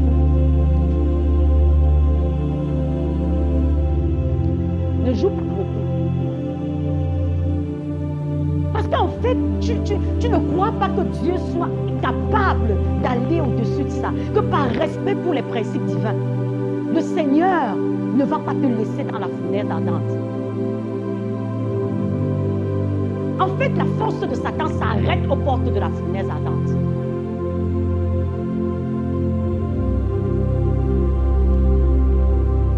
Tu es prête à mettre Dieu à l'épreuve. Parce que la vérité, c'est que, disons-nous, nous vivons tous dans ce monde. Dieu nous donne des opportunités chaque jour, au quotidien, de pouvoir nous positionner. Au quotidien. Mais vous voyez des gens qui sont devenus sourds, muets, aveugles. Parce qu'ils ont très bien compris que non, j'ai fait mon choix de vie, je préfère baiser comme ça et que par de moi sortir, laisse-moi mettre sur le Dieu. Ne comprennent plus rien. On prêche n'importe comment, c'est comme l'eau sur le dos du canard. Ça coule comme ça passe.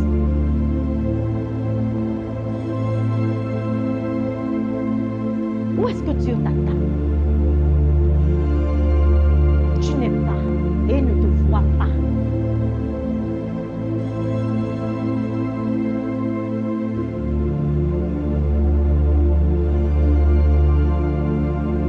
Puisse le Seigneur nous aider. Amen. Je dis toujours aux gens, parce que c'est ce que la Bible dit dans 2 Corinthiens 3, verset 5. Ce n'est pas que par vous-même vous soyez capable de recevoir quelque chose comme venant de vous, mais votre capacité vient de Dieu. On ne sert pas Dieu par ses forces. Ce n'est pas parce que quelqu'un est fort qu'il obéit à Dieu. Non. C'est que Dieu veut voir ta volonté. Il fait le reste pour toi. Il te porte. Mais est-ce que la volonté y est?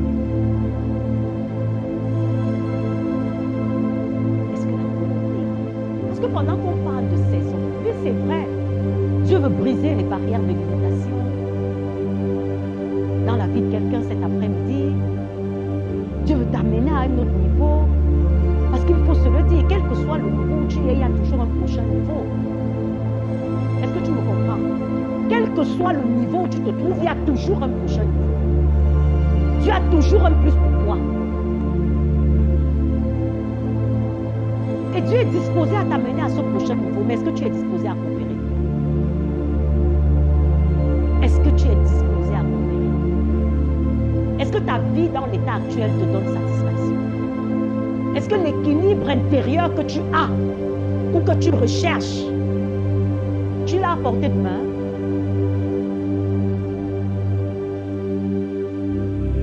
À quoi ressemble ta vie quand tu es face à toi-même? Et que parce qu'aujourd'hui, on est dans un monde où on nous a appris à prétendre, c'est le paraître. Donc ça veut dire que même quand tu brûles, même quand tu meurs, donne l'impression que j'ai en dehors que ça va bien. Et après tu vas dire que Seigneur, comment tu m'as abandonné comme ça? Mais au dehors, il faut quand même qu'on voie que non, tel aussi répond. Il n'est pas le dernier. Je posais la question à quelqu'un, je lui demandais, parce que c'est une jeune fille, et je lui demandais si par exemple tu as un époux qui dit t'aimer en fait, et qui en réalité ne t'aime que dans la chambre. Ça veut dire que ce n'est que dans la chambre ou bien dans l'intimité de votre maison qu'il passe le temps à dire que vraiment chérie, tu sais ce que tu représentes pour moi, vraiment, ainsi de suite, et tout sans toi, vraiment ma vie n'aurait pas de sens, ainsi de suite, comme les hommes savent si bien le dire. Et que chaque fois que peut-être les amis l'invitent, ou le clan d'âge l'invite, il dit que bon, j'arrive. Et alors il arrive là-bas, on dit que venez avec vos femmes. On dit que ta femme est où? Il dit que non, elle avait un petit empêchement là. Tu vas croire son amour. Hein? Parce qu'en fait, ses gestes, sa façon de se comporter, malgré les paroles que sa bouche déclare, te montre que quoi? Qu'il a honte de toi, n'est-ce pas? Hein? Et j'étais en train de lui dire que c'est comme ça que la plupart d'entre nous font avec Dieu. On voudrait avoir un genre de communion avec Dieu dans l'intimité. Mais au dehors, on a surtout honte de Dieu. On voudrait tellement que dès qu'on arrive là pour dire vraiment Seigneur Jésus, le ciel s'ouvre, n'est-ce pas? Mais notre attitude au dehors montre quoi? Qu'est-ce que ça dit à ce Dieu qui te voit dans tous tes méandres, qui te voit dans tous tes contours, dans ta façon d'éviter d'affirmer ton identité dans tel ou tel milieu, de peur de ne pas être fiché ou de paraître trop un genre bizarre. Mais dans l'intimité, tu veux tellement que Dieu s'identifie à toi, que vous soyez tellement liés et tellement proches. C'est comme ça. Est-ce que ce n'est pas ça?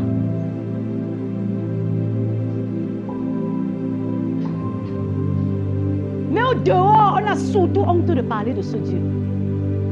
On a surtout honte de dire qu'en fait, moi, je fais ci parce que je crois en Dieu, parce que je crains Dieu et je veux lui obéir. Peu importe ce que tu peux penser de moi, moi, j'obéis à Dieu. Et par conséquent, je ne ferai pas ce que tu fais là.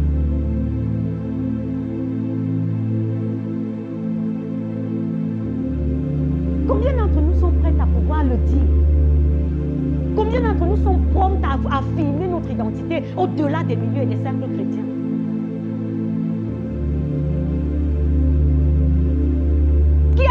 Qui en dehors de ton église, pour d'autres même dans leur famille, ils sont nés de nouveau, c'est resté dans le cadre où ils sont nés de nouveau. Ils n'ont même jamais eu le courage de dire même seulement à leurs parents dans la maison que vraiment, j'ai compris que la vie que je menais n'était pas la bonne vie et j'ai décidé de suivre Jésus. Non. Même tes parents et tes frères et sœurs ne savent même pas que tu es né de nouveau. Hein. Alléluia. C'est comme ça la vie de certains d'entre nous. N'en parlons plus des collègues au travail. N'en parlons plus des collègues ou bien des amis. Qui le sait? Puisque ce sont des personnes qu'en tant que lumière, tu es supposé éclairer. La Bible dit que tu es le sel de la terre et la lumière du monde. Est-ce que tu le sais? La lumière éclaire. Tu es appelé à faire de l'impact dans ton environnement. Tu es conscient de ce que tu portes avant d'avoir aussi honte de ton statut?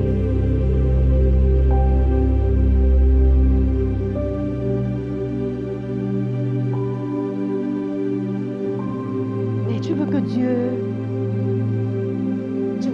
t'embrasse. Tu veux que Dieu s'identifie à toi. Tu veux qu'il puisse faire des prodiges avec toi. Tu attends l'accomplissement des prophéties. Continue d'attendre. Je te dis encore, continue d'attendre. Nous tous on attend. Amen. Nous tous on attend. Et on verra. De grâce, examinons-nous. Vous savez, l'une des paroles que j'aime le plus dans la Bible, c'est la parole du fils prodigue dans Luc 15. J'aime ça. Parce que et la phrase, et en fait l'expression, parce que ce n'est même pas une phrase. La Bible nous fait comprendre que quand ce gars a dilapidé tout ce qu'il avait pris comme argent à son père et qu'il s'est retrouvé gardant les pourceaux et qu'il voulait même manger la nourriture des pourceaux et que personne ne lui en donna, la Bible dit une phrase qui est une expression qui est significative et qui doit se faire dans la vie de chacun de nous si le déclic doit arriver. La Bible dit étant rentré en lui-même. Quand tu rentres en toi-même, ce n'est pas un débat avec quelqu'un, encore moi avec moi. Étant rentré en lui-même, laisse ta conscience te rendre mystère de qui tu es.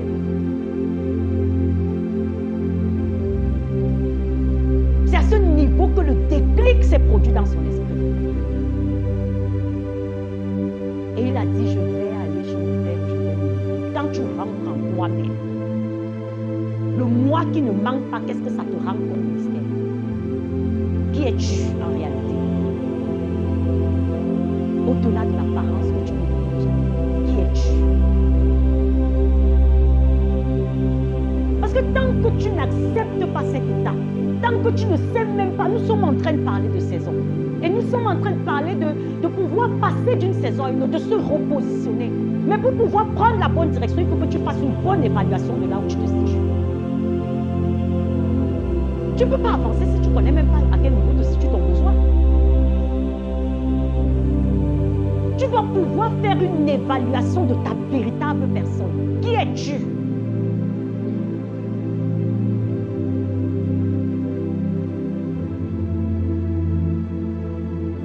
Qui es-tu? Parce qu'en réalité, Dieu, dans son omniscience, te connaît. Ce n'est pas comme s'il ne te connaît pas.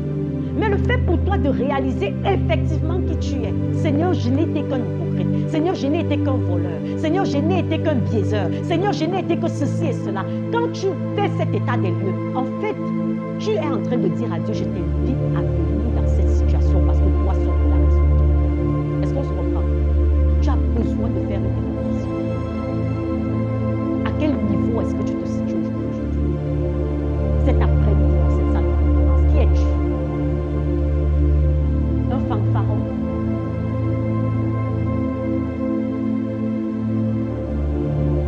Qui es-tu?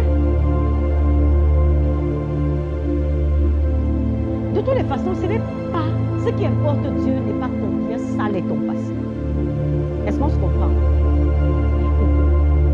Parce que le fils prodigue, vous avez vu l'accueil que son père lui a fait. Il rentrait pour dire, je suis prête à être un serviteur. Il rentrait pour dire, je suis prête à ce que peut-être, on appelle souvent les gardiens là, comment là, à ce que Ismaël Ismaël, à qui je disais que Ismaël, tu n'as pas encore de la nourriture pour ça là, que Ismaël aussi, qu'on soit côte à côte, parce qu'il a dit, je vais rentrer, je vais dire à mon père, je ne suis même plus digne d'être appelé ton fils.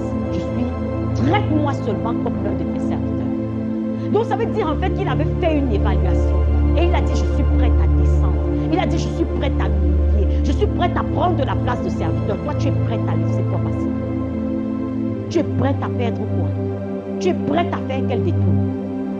Tu es prête à abandonner quoi? Il a dit, étant rentré en lui-même, vous croyez qu'il ne connaissait pas l'humiliation qu'il allait subir s'il rentrait et que son père le traitait comme un serviteur? Vous savez ce que ça fait pour certains d'entre vous, ce que c'est d'avoir été un patron et après d'être subalterne, n'est-ce pas? Et encore dans le même milieu où tu as été, c'est même pas qu'ailleurs. Hein. Quand c'est ailleurs, c'est encore plus facile à gérer. Est-ce que tu es prêt comme ce gars à faire le détour par rapport au mauvais choix? Parce que pendant que je parle, l'Esprit de Dieu te convainc des mauvais choix que tu as donnés à ta vie, des personnes qui doivent sortir de ta vie, des endroits, des milieux desquels tu dois sortir, des choses dont tu dois te séparer. Pendant que je fais trop confiance au Saint-Esprit, je sais que pendant que je parle, il fait ce travail dans ton cœur. Est-ce que tu es prête à te laisser aller?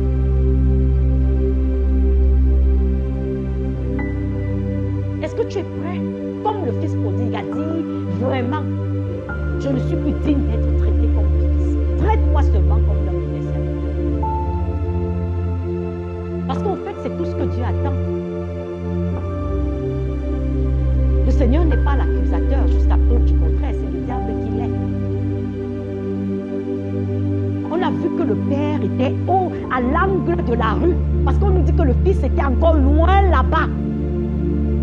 Il a vu. Ça veut dire que chaque soir après son travail, le père partait se tenir à un angle de la rue et il espérait le retour de son fils. C'est comme ça que cet après-midi, le Seigneur espère ton retour. Et ma prière, c'est que tu ne me déçoives pas. Le Seigneur espère ton retour cet après-midi. J'ose croire que tu ne remettras pas ça.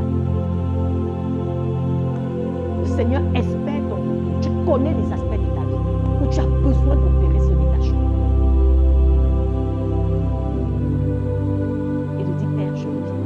Donc ici, c'est pour boucler cette compagnie. On voit combien quand tu es entouré de bonnes personnes, tu évolues de façon surnaturelle en fait. Parce qu'ici, on te dit 5 d'entre vous poursuivront 100 et 100 d'entre vous poursuivront 10 000.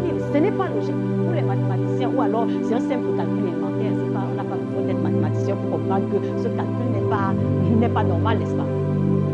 Si 5 poursuivent 100, normalement 100 devrait poursuivre combien?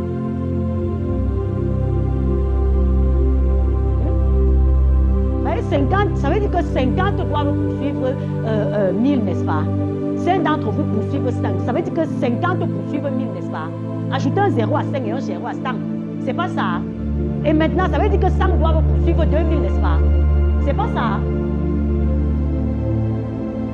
Si 50 poursuivent 1000, ça veut dire que 100 doit poursuivre 2000 dans les mathématiques, dans le calcul élémentaire normal.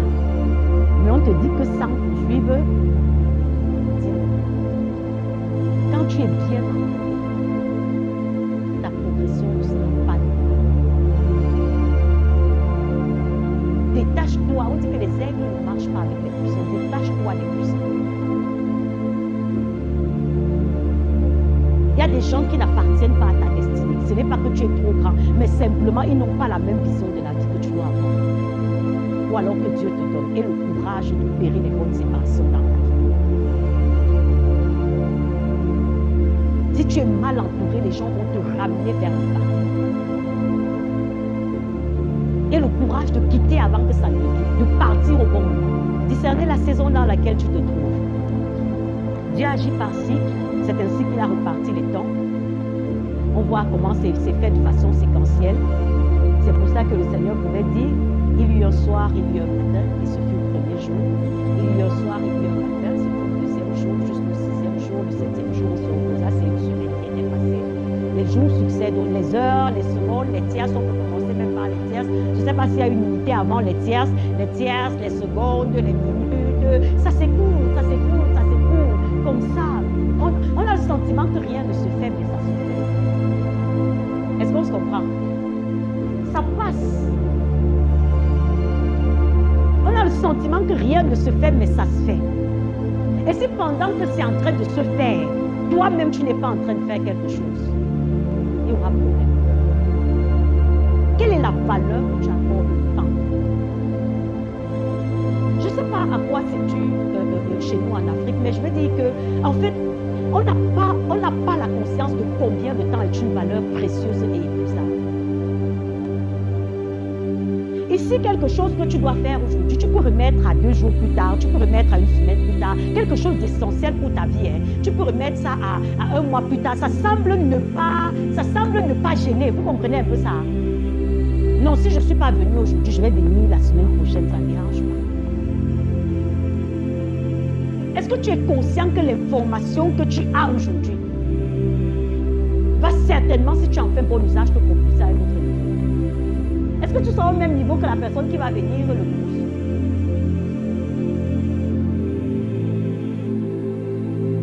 Le temps. Nous avons vu dans l'histoire de Luc 12 avec cet homme qui a amassé ses richesses et qui a dit, et à qui Dieu a dit, cette nuit même, je vais redemander ton âme, tu vas mourir. À quoi lui servait cet argent dans la terre? Vous comprenez ça? Vous comprenez qu'il avait amassé tous ses biens. Mais en fait, la ressource fondamentale qui était le temps lui a été enlevée. Non? Et tous ses efforts ont été rendus nuls, n'est-ce pas? C'est comme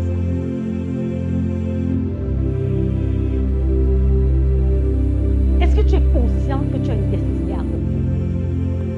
Parce que moi, je réfléchissais, je me disais, mais pourquoi est-ce que les gens sont aussi négligents par rapport au facteur temps? Parce que même quand on voit le temps qu'on peut passer à des utilités, bon, c'est vrai que ce que moi j'appelle une utilité n'est pas nécessairement ce que tu vas appeler une utilité. Parce que quand, par exemple, je vois, je ne sais pas, le temps à regarder les films, les novelas, ou bien les tels ou les programmes qui ne nous servent à rien, tu passes devant la télé sans objet parce que tu as vu peut-être, je ne sais pas trop, 2 personnes là dont les visages semblent attrayants, tu t'arrêtes là et tu as déjà fait 30 minutes là-bas, et c'est comme ça qu'une conversation téléphonique, tu appelles quelqu'un et tu dis que tu as même préparé pour aujourd'hui, oh la sauce d'arachide, le plantain était trop nu, oh vraiment, oui, tu as même fait comment, et tu veux porter quelles chaussures encore dimanche, le orange là c'est le orange foncé ou bien le orange clair.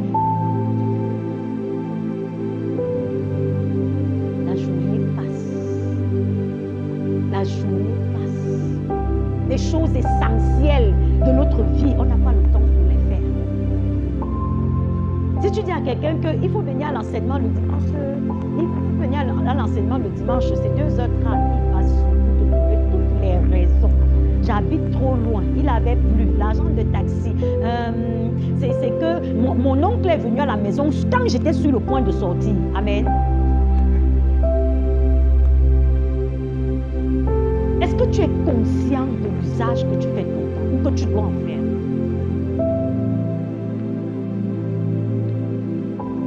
C'est pour ça que tout à l'heure je parlais de relations. Excusez-moi, hein? Les relations j'en ai. Mais comme j'ai toujours l'habitude de dire aux gens, si tu prends mon téléphone avec le nombre de contacts qu'il y a là-dedans, je vais te dire à quoi sert chaque personne dans ma vie. Je ne perds pas mon temps avec les gens qui ne servent à rien. Amen. Mon travail au quotidien m'appelle à m'investir dans les vies des gens, n'est-ce pas? Je travaille, je m'investis dans les vies des gens, je m'investis, mais quand je me rends compte que tu ne coopères pas, je te mets au frigo. Amen. Parce que je me rends compte que tu veux me gaspiller du temps. Je suis prête à aller n'importe où avec quelqu'un qui se dispose à coopérer avec moi. Mais quand j'essaie, je me rends compte que tu ne coopères pas. Non, je ne vais pas t'accorder, je ne veux plus t'accorder du temps. Toutes les personnes avec lesquelles tu peux me voir, je veux dire, même quand c'est pour faire n'importe quoi, même si c'est une de mes enseignants qui disait que même si tu me vois au marché en train d'acheter le tissu avec quelqu'un, je sais pourquoi j'achète le tissu avec cette personne. Tes relations que tu as là, les amitiés sans queue de tête, les amis de on va boire une bière, on se rencontre ici, tout ça, ça c'est quoi? Tu es sûr vraiment que ça entre dans la destinée que toi tu veux voir pour ta vie? Parce que les relations, ça nécessite un certain investissement. Et le temps est une ressource précieuse. Il faut entretenir ces relations.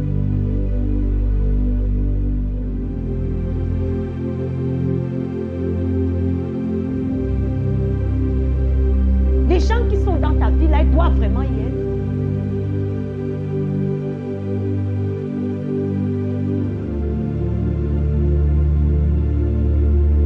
Oui, parce que tu veux absolument te sentir avec des gens, il faut socialiser. Le problème, c'est que je suis même très d'accord pour la socialisation. Mais si au moins c'était avec le bon Dieu.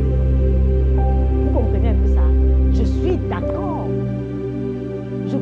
Je suis parmi les plus sociables, rassurez-vous, pour ceux qui me connaissent de près, ils le savent. Mais c'est toujours avec un but. Ce n'est jamais pour rien. Parce que j'ai compris qu'en fait, la seule et unique façon de démontrer son amour véritable à quelqu'un, c'est de pouvoir faire de lui quelqu'un dont Dieu va dire, bon, fidèle serviteur, entre dans la joie. Ça fait que lorsque j'entretiens des relations, c'est à cet escient-là que je les entretiens.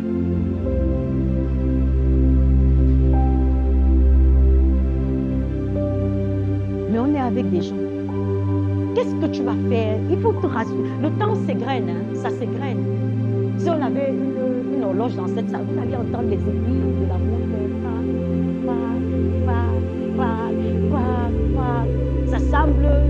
Ça ne ressemble à rien. Ça semble n'avoir aucune conséquence, mais ça a surtout beaucoup de conséquences.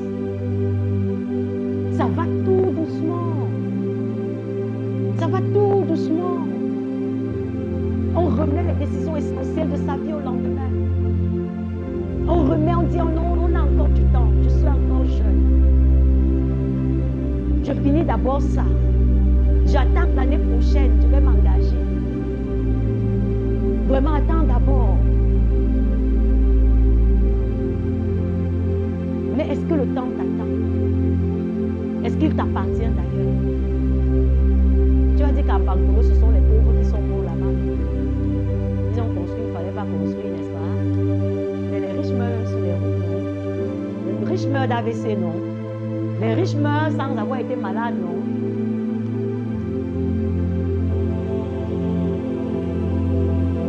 Je ne te souhaite pas de mourir. Ma prière, c'est que tu vives le plus longtemps possible. Alléluia. Mais nous devons parler de la mort. Si la mort est un tabou, ça veut dire qu'on est en train de jouer à la politique de l'autruche. Parce que la preuve, c'est que chaque jour, quand tu vas au lever de corps, ça se multiplie, ça se multiplie. Un jour, ce sera ton corps qu'on va lever. Tu sais pas ça? Hein? Tous les levés de corps, ils ont 90 ans. Alors, et pourquoi tu ne crois pas que demain, ce sera toi? Ou alors que ça peut être toi, quel que soit l'âge que tu as.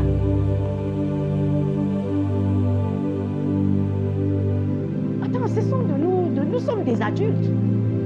Je crois qu'entre adultes, on se parle le langage des adultes.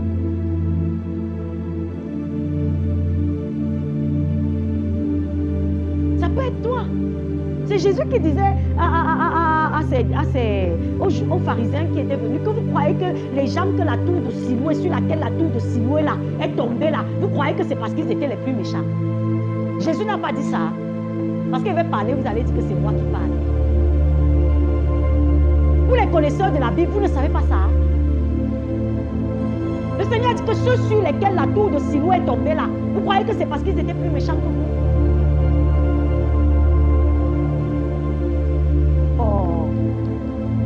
De grâce, ma prière, c'est que Dieu te dise, alléluia, c'est Amen. Amen, c'est ça. Enseigne-nous bien à compter le jour. Voilà la prière du salmiste. Je ne sais pas si ça a besoin que je fasse de commentaires là-dessus. Le Seigneur, le salmiste a dit, s'il te plaît, aide-moi à appliquer la vraie sagesse. Aide-moi à appliquer la vraie sagesse en utilisant mon temps à bon escient, en vivant de la bonne façon, en me rassurant que je cours dans la direction et le tracé que tu as pour moi. Dieu a un tracé pour toi. Quand nous parlons de saison, dans quelle saison de ta vie es-tu? Le changement le plus puissant qui puisse se faire dans le cœur d'un homme, c'est un changement. Très souvent, nous courons après des changements. On court après changement de vêtements, on court après changement de maison, on court après changement de voiture, on court après changement de position sociale. Mais non.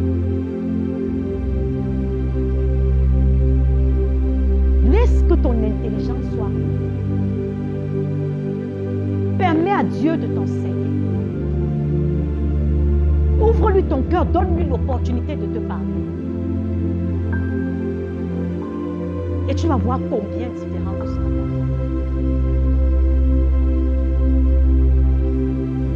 Je ne sais pas si en venant ici, tu t'attendais à ce que je dise que tu es dans ta saison d'élévation. Alléluia.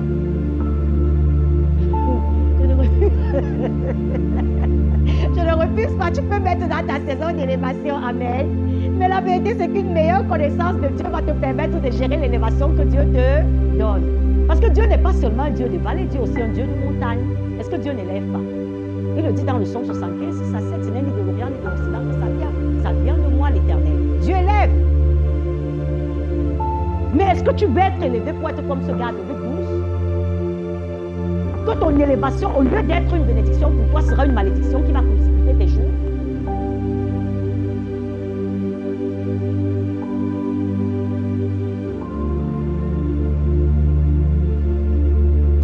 Ma prière, c'est que Dieu... Alors, voilà ce que Jacques dit. C'est avec ce passage que nous terminons. Voilà ce que l'apôtre Jacques dit. Il dit, mettez en pratique la parole de Dieu et ne vous bornez pas à l'écouter. Ne vous bornez pas à l'écouter. Je crois que ce passage parle à chacun de nous cet après-midi.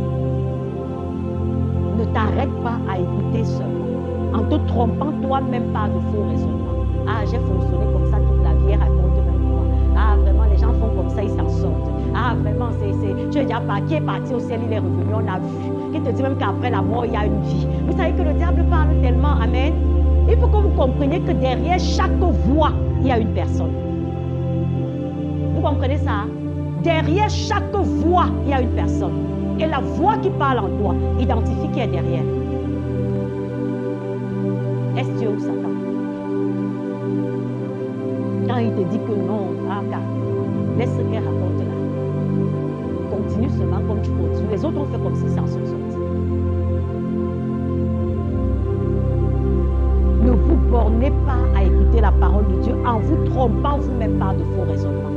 Car si quelqu'un écoute la parole de Dieu et ne la met pas en pratique, il est semblable à un homme qui, regardant dans un miroir son visage naturel et qui, après s'être regardé, s'en va et oublie aussitôt ce qu'il est. Ma prière, c'est que tu n'aies pas cette attitude insensée.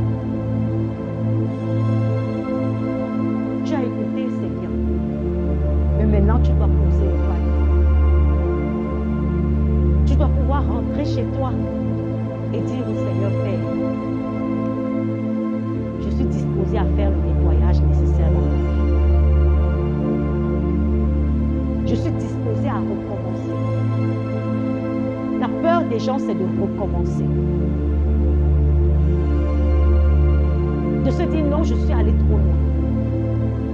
Non, c'est le gagne-pain de mes enfants, je ne peux pas abandonner. Non, c'est la réunion de famille, je ne peux pas laisser mes frères comme ça. Je ne peux pas leur dire que vraiment je suis plus engagée dans les histoires de funérailles là avec ou bien d'enlever les crânes ou bien quoi. Qu'est-ce que mes amis vont dire de moi quand ils vont voir que je ne fais plus les tournées avec eux? Une séparante.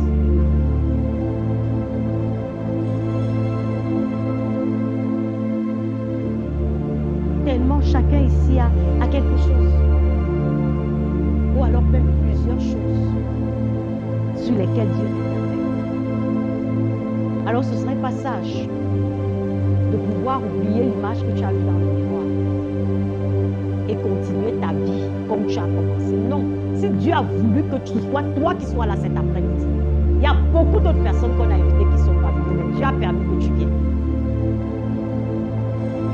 C'était pour un but. La Bible, on a vu tout à l'heure, la Bible dit que le lendemain ne t'appartient pas. C'est aujourd'hui le jour du salut. Dieu te tend la main. Cet après-midi, Dieu te tend la main. Ne biaise pas, ne jongle pas. Ne permets pas à Satan de te parler. Dieu te tend la main.